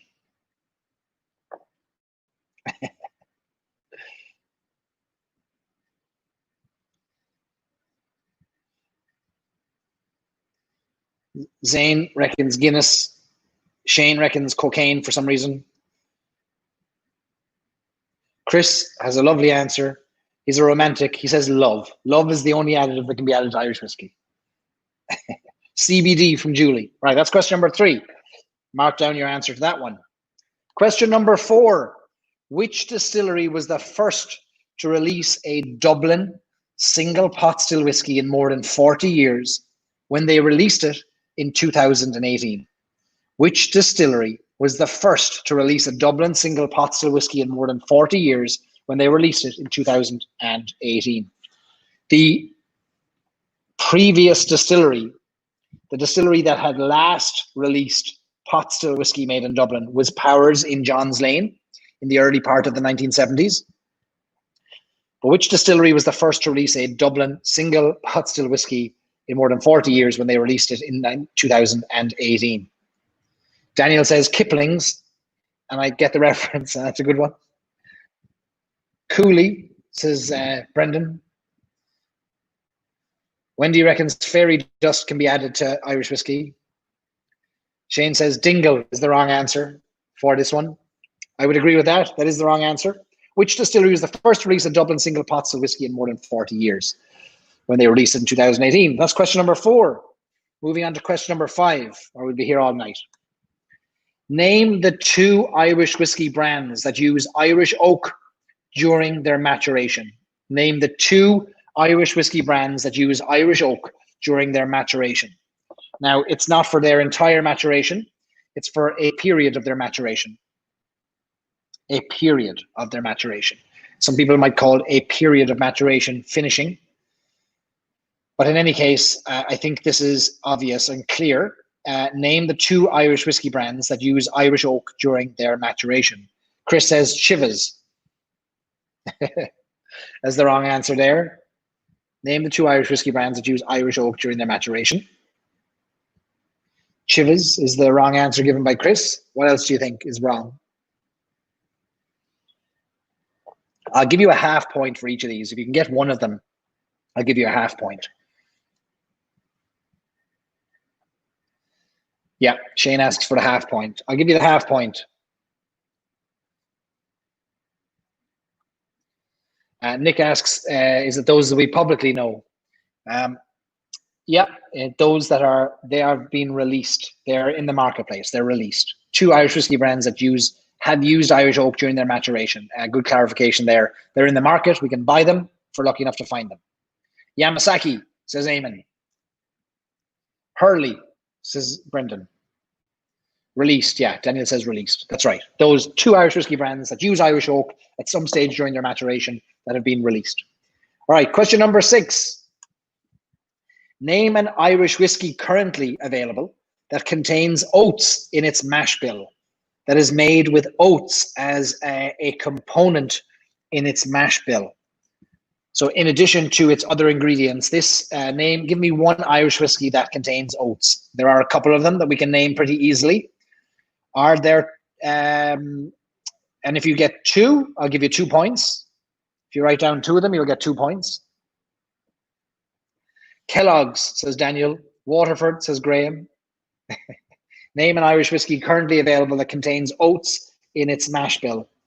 In theory, there are a few variations. Yeah, there's 2 particular that I think are the most well known there that I'd be looking for. Guitar Shambo from Brendan.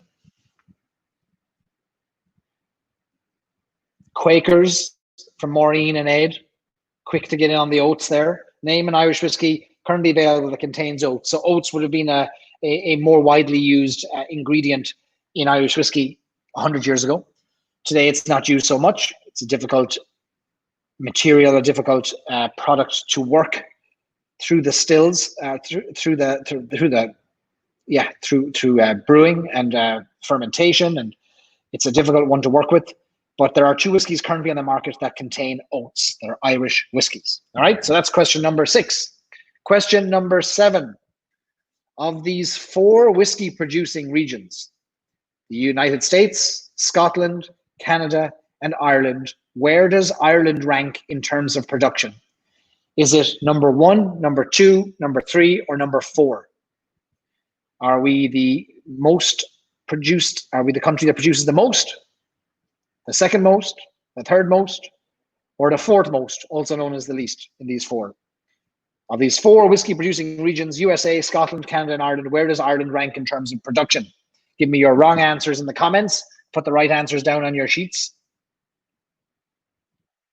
Of these 4 whiskey producing regions, where does Ireland rank in terms of production? That is question number 7. Taking our sip, getting to the end of this Redbreast 27.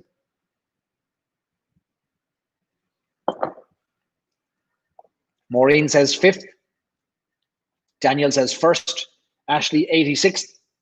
JP with the right answer in quality, the most. All of the above from JJ. All right, that's question number 7. Question number 8, we're moving on to. Name the 3 distilleries currently producing whiskey in the county of Cork. Name the 3 distilleries currently producing whiskey in Cork, the county of Cork.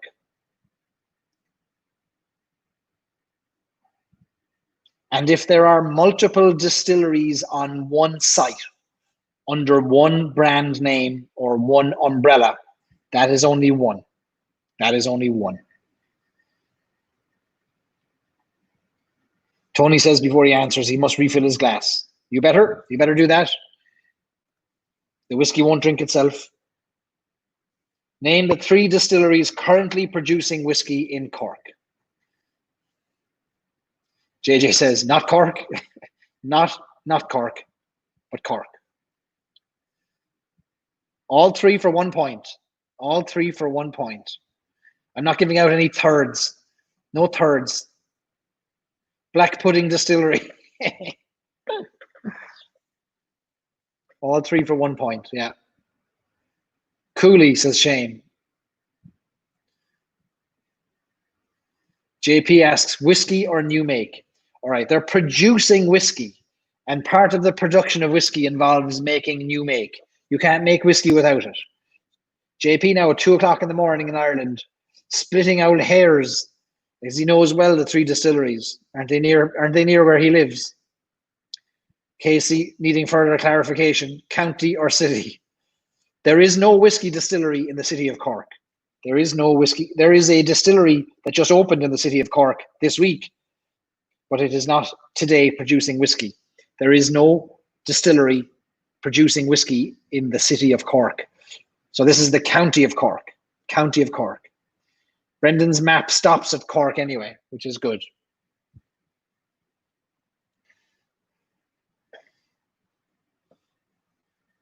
This is going to be interesting because some people are, I can't tell if you're giving me the wrong answer by saying 4 or not. But if there's 4 now and not 3, we'll see. But which are the 3 that are currently producing whiskey in Cork? And we'll mark this, we'll grade it according to the right answers that come in from the better experts than me out there. All right, that's question number 8. Question number 9. Daniel asks, what about at St. Patrick's? All right, we'll come back to that. All right, name the 3 distilleries currently producing. That's question number 8. Question number 9. All right, I see you all putting in names of places. They are not distilleries. We'll come back to you. All right, question number 8 is that. We're going to do more of these quizzes. This is brilliant because the drama and the abuse being hurled and the questions in the comments are unreal. All right, question number 9. Let's see if we get this one. What is the only style of whiskey produced in the Bushmills distillery? Now look at the wording of this one. It's 2 o'clock in the morning in Ireland, which means some of you have been drinking for about 15 hours. So look at the wording. And I can be called out at any time by those who know better than me. And I know there's people on here who have spent a good part of their working life in this Bushmills distillery. So I'm the first to say, I'm hands up if I'm wrong. But tell me this. What is the only style of whiskey produced in the Bushmills distillery? What is the only style of whiskey produced in the Bushmills distillery? It's a tricky one. This is a tricky one. For those of you in the United States who are Bushmills drinkers, this might be a head scratcher. I mean, Chris has got a blanket answer there that's not wrong. Irish, yeah, that is true. But the style, and let you all leave your religious comments back in the cupboard with a lock on the door because they have no place in whiskey. What's the only style of whiskey produced in the Bushmills distillery?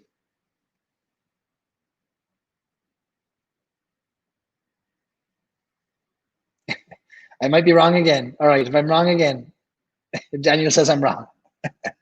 All right, I might be wrong, but that's fine. Okay, so what is the only style of whiskey produced in the Bushmills distillery? I think I have this right, but we'll see. Daniel probably knows better than me. That's question number 9. And our final question in round number 4. See, we're all learning here tonight. If I get one of these wrong, I'm going to learn something too. Question 10. Which distillery in Ireland has a dolphin for a neighbour? Which distillery in Ireland has a dolphin for a neighbour? Which distillery in Ireland? And there's somebody on here who works for them. So he's got that straight away. A water-based dolphin, yes, that's right.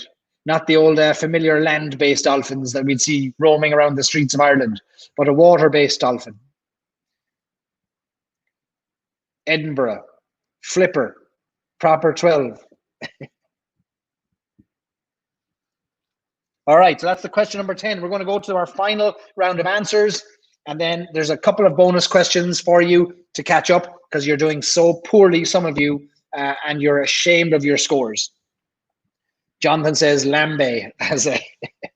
Well, if only there was a distillery in Lambay, but there isn't, of course. But there is a house in Lambay, but there's no distillery in Lambay.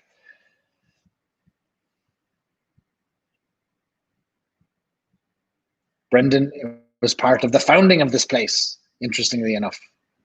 Okay, your answers then. Number 1, can whiskey be made in another country other than the Republic of Ireland be called Irish whiskey? The answer is yes. Northern Ireland also makes Irish whiskey, and it is the only case that we know of where a geographical indicator, like the phrase Irish whiskey, actually crosses a border into another country. Irish whiskey can be made in the Republic of Ireland and in Northern Ireland. So yes, whiskey made in Northern Ireland can be called Irish whiskey. Bit of a trick question, perhaps, but yes, Northern Ireland. I'll let you have 2 points if you got yes and Northern Ireland on that one. Quiveen says it's actually spelled Norn Iron. If you've got a Northern Irish accent, you'll call it Norn Iron. Norn Iron. Okay. Yes, it can be made in Northern Ireland. That's question number 1. Give yourself a point if you got that right. And yes, it is a trick question, but if you paid close attention to the wording, you might have caught that. Question number 2, the answer is, which whiskey brand's name is Irish for Hill of the Kiss? The answer is Napogue. Napogue. Which whiskey brand's name is Irish for Hill of the Kiss? Pogue, of course, being kiss. Nap coming from Canuck or Hill. Hill of the Kiss. Hill of the Kiss. All right. What is the only additive that can be added to Irish whiskey? Chris earlier reckoned it was love, but I'm going to look for E150, which is a natural coloring that is derived from caramel coloring, naturally derived from barley. What is the only additive that can be added to Irish whiskey? E150 is the answer that I'm looking for there. Not E149 and not E151. Those are entirely different things altogether. That's the question number 3. The answer I'm looking for there is E150. Question number 4, which distillery was the first to release a Dublin single pot still in whiskey in more than 40 years? The first whiskey. The first. Jeez, I've been knocking back this Redbreast 27. Can't even read. Which distillery was the first to release a Dublin single pot still in more than 40 years when they released in 2018? The answer is Teeling. Teeling. Ed asks if I'll accept caramel coloring for the last one. And yes, I will accept caramel. I will accept caramel. Give yourselves a point. I know you're on the edge of your seats with your point giving and your point demanding. Question number 5. Name the 2 Irish whiskey brands that use Irish oak during their maturation. I was looking for Middleton Very Rare Dargaelic, any of those from the 3 releases, or Glendalough Single Pot Still. Single Pot Still. Name the 2 Irish whiskey brands that use Irish oak. Middleton Very Rare Dargaelic and Glendalough Single Pot Still.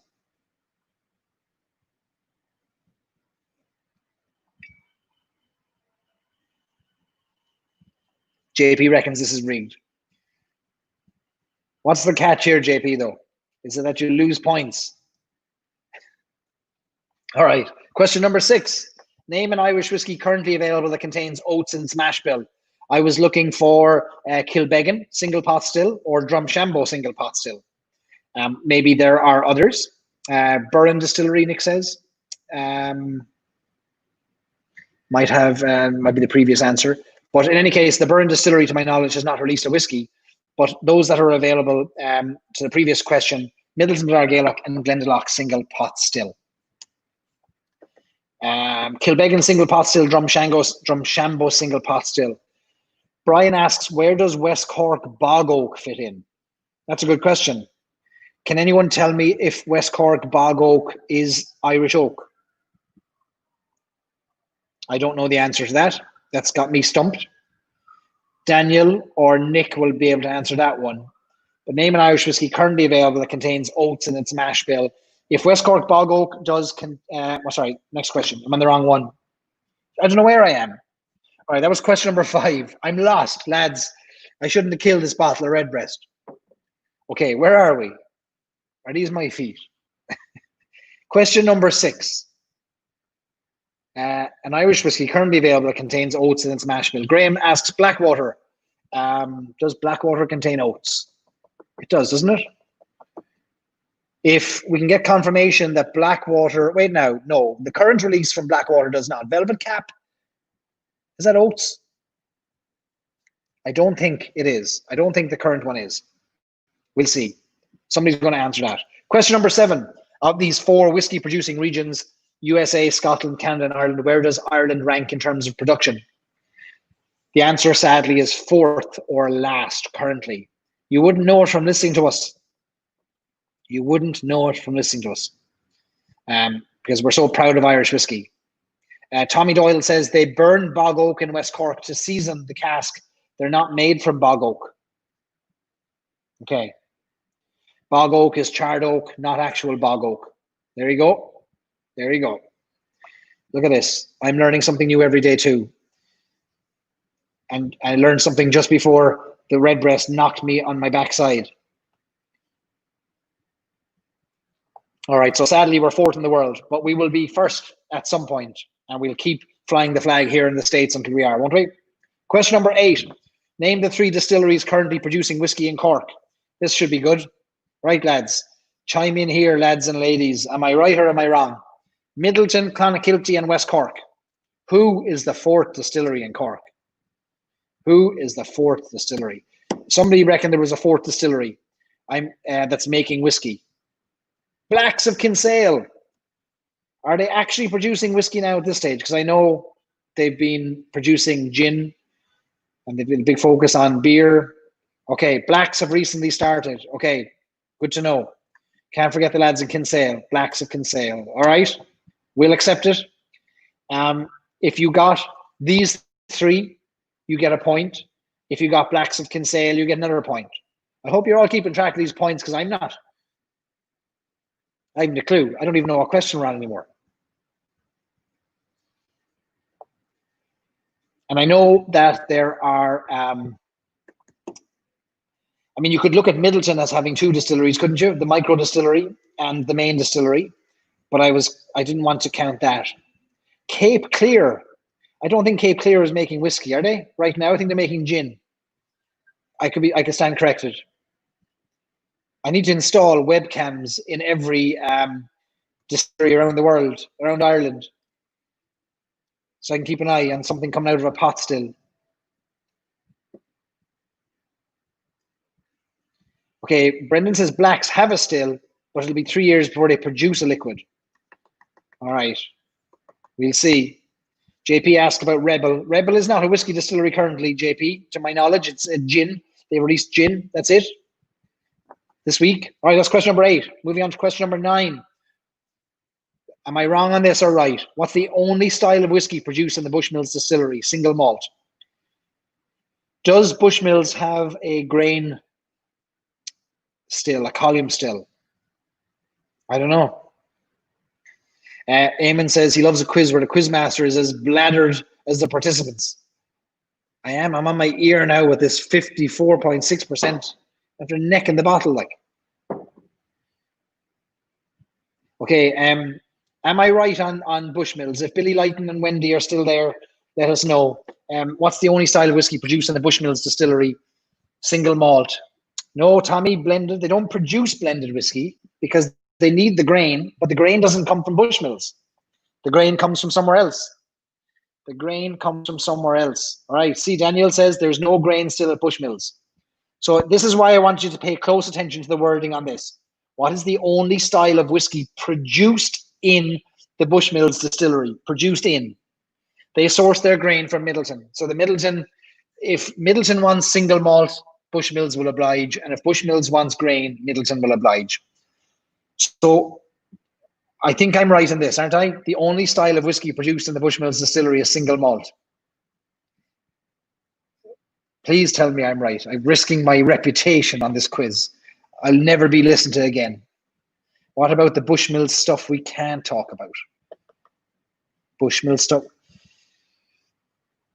Like proper 12. Malted Bushmills. We have it. Official. Malted Bushmills. Wendy Lighton. You might know the Lighton name. Well associated with the Bushmills distillery for many, many years. And luckily now very much associated with the Middleton distillery. But yeah, the only style of whiskey produced in Bushmills. Single malt. All right, that's it. Daniel, feel free to post in there the stuff we can talk about, and then we'll talk about it. That's question 9. The last question. Which distillery in Ireland has a dolphin for a neighbour? The answer is Dingle. Dingle. Dingle has Fungi, the Dingle dolphin, that's been there for 20 plus years longer, 30 years longer than the distillery's been there.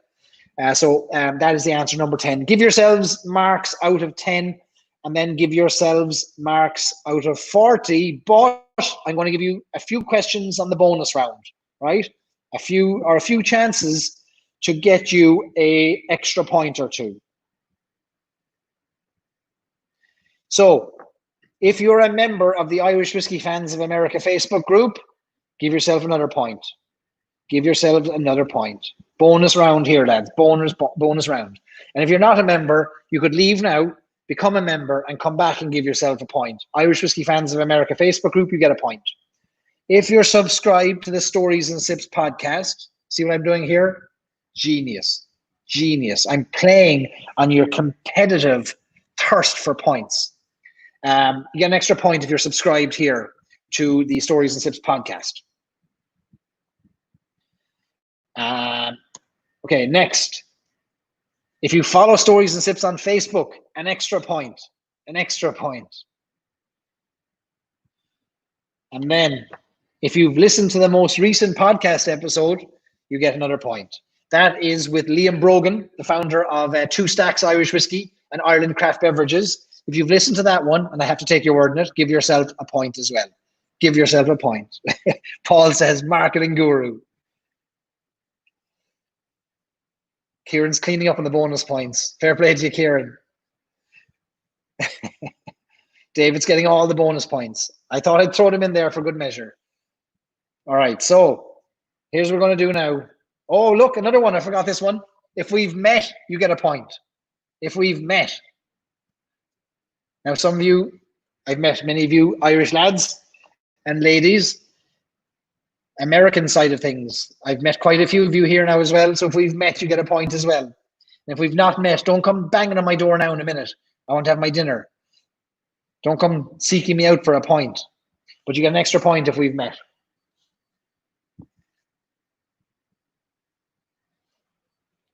All right, tally up your scores, and it's time to rank you all. No points if you have a turtleneck. There's only one turtleneck in Irish whiskey, and you're looking at him.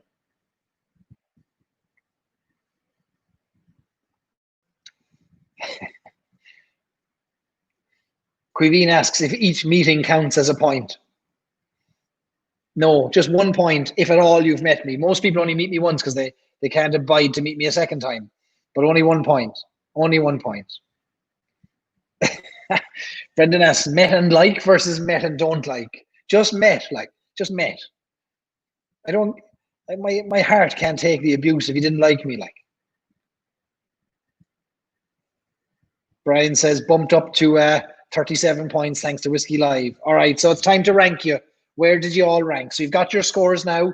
It's time to see what you get or what you ranked at. So add up your scores, which I see some of you putting in there. Here's the rankings, right? You ready? Here's the rankings.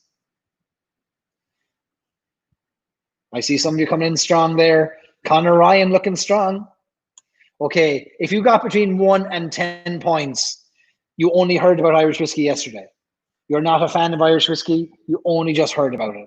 So if you only got 1 to 10, you just heard about Irish whiskey yesterday. If you got between 11 and 20, you're the distillery cat. You are the distillery cat. You might live beside the barrels in the distillery. You have some proximity to whiskey. You have a little bit more knowledge than the average cat. You're the distillery cat. You're the distillery cat. So if you got 11 to 20 points, that's what you are. 1 to 10, you heard about Irish whiskey yesterday. Now, if you got 21 to 30, you're an apprentice to the master. You're an apprentice. You're on your way. You're learning from the best. But you're not quite there yet. You've got more to go. Now, some of you I see putting in some of your big points in there. If you got 31 to 34, you have a copper liver. You're experienced. You've done this before. Your liver is fashioned after the stills they make in Forsyths in Scotland. If we were to cut you open, your liver would have the same color as the polished copper in the Garden Still House in Middleton. You have a copper liver, and we congratulate you. 31 to 34, you have a copper liver. Caroline Brannigan there with her 28. You are an apprentice to a master. You're on the way. Keep attending my tastings, Caroline. But if you got 35 to 40, you make whiskey. You were born in a distillery, perhaps, or you own a distillery. If you got 35 to 40. Kieran Quinn, I'm looking at you. You must make whiskey, and I didn't know about it. 35 to 40, you make whiskey. You were born in a distillery, you own a distillery. But now we had some bonus points, and we had some extra points there along the way. So if you've been keeping track, you got more than 40. If you got 40 to 45, are you Barry Crockett? Is that you? Are you the master distiller emeritus that joined us tonight? The ultimate accolade goes to you if you got 40 to 45. Fair play to you. There's the rankings now, everybody. John got 38 out of 40. He's made out of whiskey. Nick Ryan, what did you get? Are you getting there? Oh, Wendy says, should we both met? Is that double? Yeah, so Wendy, I met you and Billy, so you get a point each. That's a good one.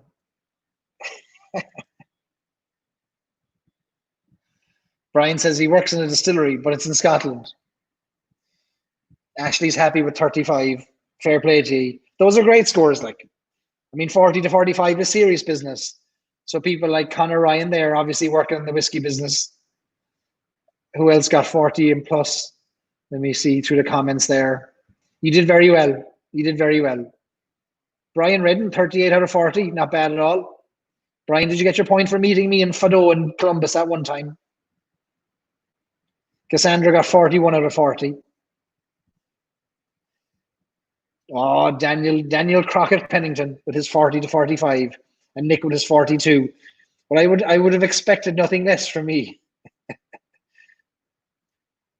Conor Ryan, what did you get? Where's Conor Ryan's scores? JP got 42. Julie thought, fun quiz, great crack. It was, yeah. It was a bit of crack, all right. Great night. Well, that was it, lads. Lads and ladies. Thanks everyone for hanging in there. I don't know. Have we more to talk about? I'm still look down to the last drop. Billy Lighton and Wendy Lighton, you'll be proud of me. Empty bottle, almost empty glass. Paul says never show up late again. Did Conor Ryan get 45? He did. I think he did. Well, listen. Thanks for everyone for hanging in here. It was a good old time. We had a bit of whiskey. We answered a few questions. You taught me. You schooled me. Cheers, David. Glad you enjoyed it. Next week, we're doing something special. Next week is the 3rd of July, the day before the 4th of July in America. And we're going to do a Irish whiskey versus bourbon challenge. I'm bringing on a bourbon expert, a qualified bourbon steward. Her name is Leanne Sims, and Leanne is going to challenge me a duel between Irish whiskey and bourbon. And we each have to share our thoughts in a bit of a debate format. We have to present a speech to support our favorite whiskies. And then we're going to suggest a couple of whiskies that best represent Irish whiskey. You're all going to get to tune in and watch. But then we'll also have a moderator who's going to come on and decide who the winner is. Because if I asked you all who the winner is going to be, I would hope you'd all say Irish whiskey and me, right? But we're going to bring on a moderator, an independent moderator who has no skin in the game, who's going to decide who made the best case for whether it's bourbon or Irish whiskey is the winner. And it's going to be a lot of fun. I have to prepare my speech and I have to sing from the rooftops about why Irish whiskey is the best. And I've got stiff competition. Leanne has been involved, her family have been involved in bourbon for many, many years. And she's going to put up some stiff competition. I'm looking forward to that next week. So something different again next week. Again, these Friday night lock-ins are supposed to be a bit of crack. They're not supposed to be too serious. We're bombarded with news and information and all kinds of things during the week. Don't we come here on a Friday night as if we're in a pub in the corner with a few friends having a bit of crack? And that's what we're going to do next week as well. So get your bourbon ready, get your Irish whiskey ready. It's going to be a challenge for the ages. We know I'm going to beat her, don't we? We know I'm going to beat her. We're going to try anyway. We're going to try. Connor said that Napo was the one that got him. So he got 44 out of 45. Unreal. Unreal. I got Connor Ryan on one. Amazing. To say that I could get Connor Ryan on any Irish whiskey question, I'll sleep easy tonight. Brilliant stuff. Brilliant stuff. Sheng asks, merchandise info. Great stuff, Sheng. Your check is in the mail there. Lads and ladies, next week, the Stories and Sips sip box. Sláinte. Sip. Look at this. Enjoy. Taste. Upside down. How many whiskeys have you had? Inside. Just add Irish whiskey. Look, you've seen me tease it. Many people here in the United States can't get hold of a tour glass, or it's tough to get hold of, or you just are fans of the Stories and Sips community, and I thank you for that. This box will contain many different accessories for your whiskey journey. This is the first sip box that we've ever released. It's going to go live during the week. There's an entirely new Stories and Sips brand launches next week. There's the logo there. There's the new logo. We used to say celebrating Irish whiskey. Now we say celebrating Irish whiskey together, which is what it's all about. You see two tour glasses there as part of the logo. New color schemes, new brand, new website, new events, new opportunities to engage that are going to launch. And this is the first sip box, the first of many, we hope. You can see them above my head there. Look at them up on top of the cupboard. This is going to be the first one, but there'll be others. So we'll start with this. This will contain tour glasses and a bunch of other things. 2 tour glasses, 4 tour glasses, a whole different range of things will be in here. And then in time, we'll have a sip box for old-fashioned cocktails. We'll have a sip box for going away to the cabin or celebrating with family. There'll be all kinds of sip boxes that are available, but we're going to start with this one, and that launches this week. So for those of you who are interested, pay attention this week. I'm really excited that we're finally getting to launch something. So it's been a while in the works. And just we have to make a bit of money from this somehow. All the hosting costs for these websites add up. So we'll be selling these glasses and try and keep everything as low as possible cost-wise to make sure as many people can get them. And we'll have flat rate shipping throughout the United States on these to keep it really low cost. And that's it. So that's the merchandise that's coming. We're also working on some really fun t-shirts, and because look, and turtlenecks, we can't just I don't know if you know it or not, but like if I was to show you the weather that's out there at the moment, like the sun, look at the sun that's shining there. It's 30+ degrees Irish or 80 degrees American. It's pretty hot out there. Like I'm sitting here in a turtleneck like an Egypt every week, so I might have to wear a Stories and Sips t-shirt coming up soon. But I've got some fun Stories and Sips related t-shirts and Irish whiskey things coming along as well. So look, it's just a bit of crack. It's not what we're here for. We're here to enjoy ourselves and to hang out together. But yeah, that's why I'm launching a few things anyway. We'll keep the lights on, pay the bills. Casey asks, what kind of keyboard is that? That's my new hobby, because whiskey isn't just a hobby. It's a devotion. That's a Yamaha. Was it P71? Can't remember. Yamaha 71 keyboard, I think. Just started to teach myself piano there, Casey. So when I'm not drinking whiskey or trying to run a day job, trying to keep a day job down and trying to teach myself a bit of keyboard, bit of piano learning. Andrew reckons the old sleeveless turtleneck. Yeah, you sent me a great picture during the week, actually, of that. Let me see if I have it. I have it on my phone here. I have to show people. The sleeveless turtleneck was demanded. We should probably vote on it. All right, so here's the sleeveless turtleneck that Andrew wants us to have. What do we think? I'd say that there's more heat in that now than the one I have at the moment. It's like an Aran sweater, the turtleneck version of an Aran sweater.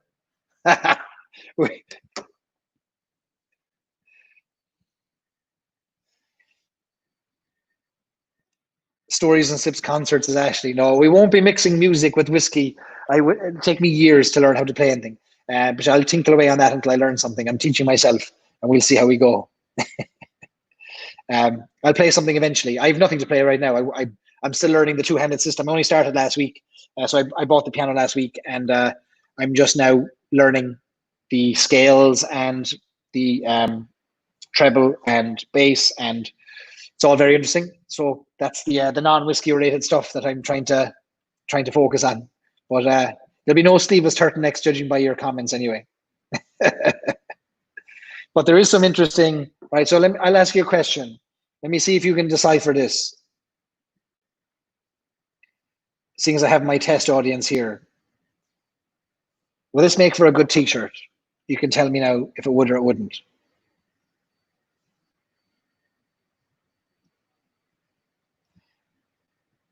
So let me see if you know what this says.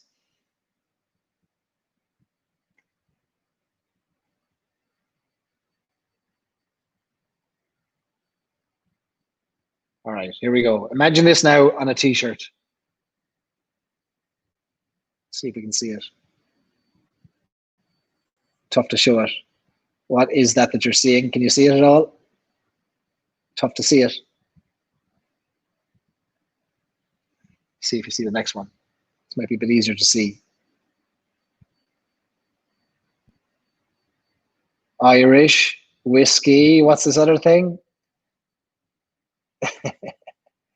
And actually, I was on a tasting last night with Kieran, who's on here with his company, which was fantastic. And he had a great suggestion for a t-shirt at the end of it. And I took his suggestion. And we might see that on a t-shirt at some point. Kieran gave a good suggestion. Get sips done. Any case, we'll there is John got it, fans, Irish whiskey fans. Yeah, that's the other t-shirt or the other thing we're doing there. Yeah, so this one, like our Facebook group is Irish Whiskey Fans of America. So could you imagine our group members maybe got the Irish whiskey? It's tough to see it there. Irish Whiskey Fans. Here, I'll show it to you here. On my screen. The magic of modern technology. Okay, so if I stop my screen sharing and then share a tab.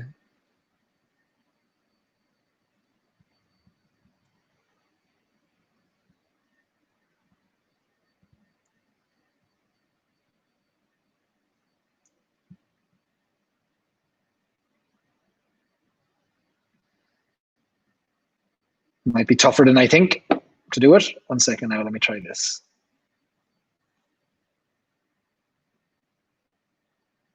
Oh yeah, here we go.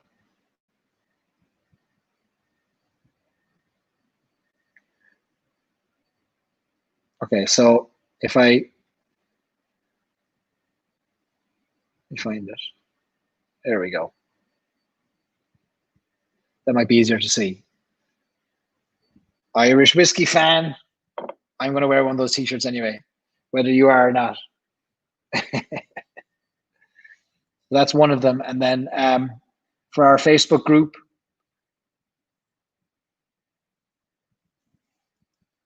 see, we'll all wear one of those t-shirts now in the Facebook group.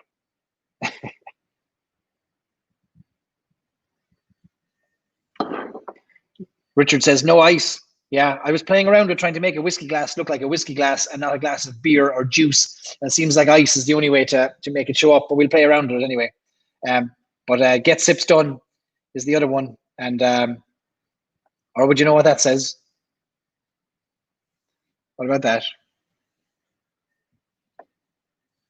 Another option down the line. After we launch our sip boxes, we might include a few of these down the line. Brendan wants to know if there's a turtleneck version available.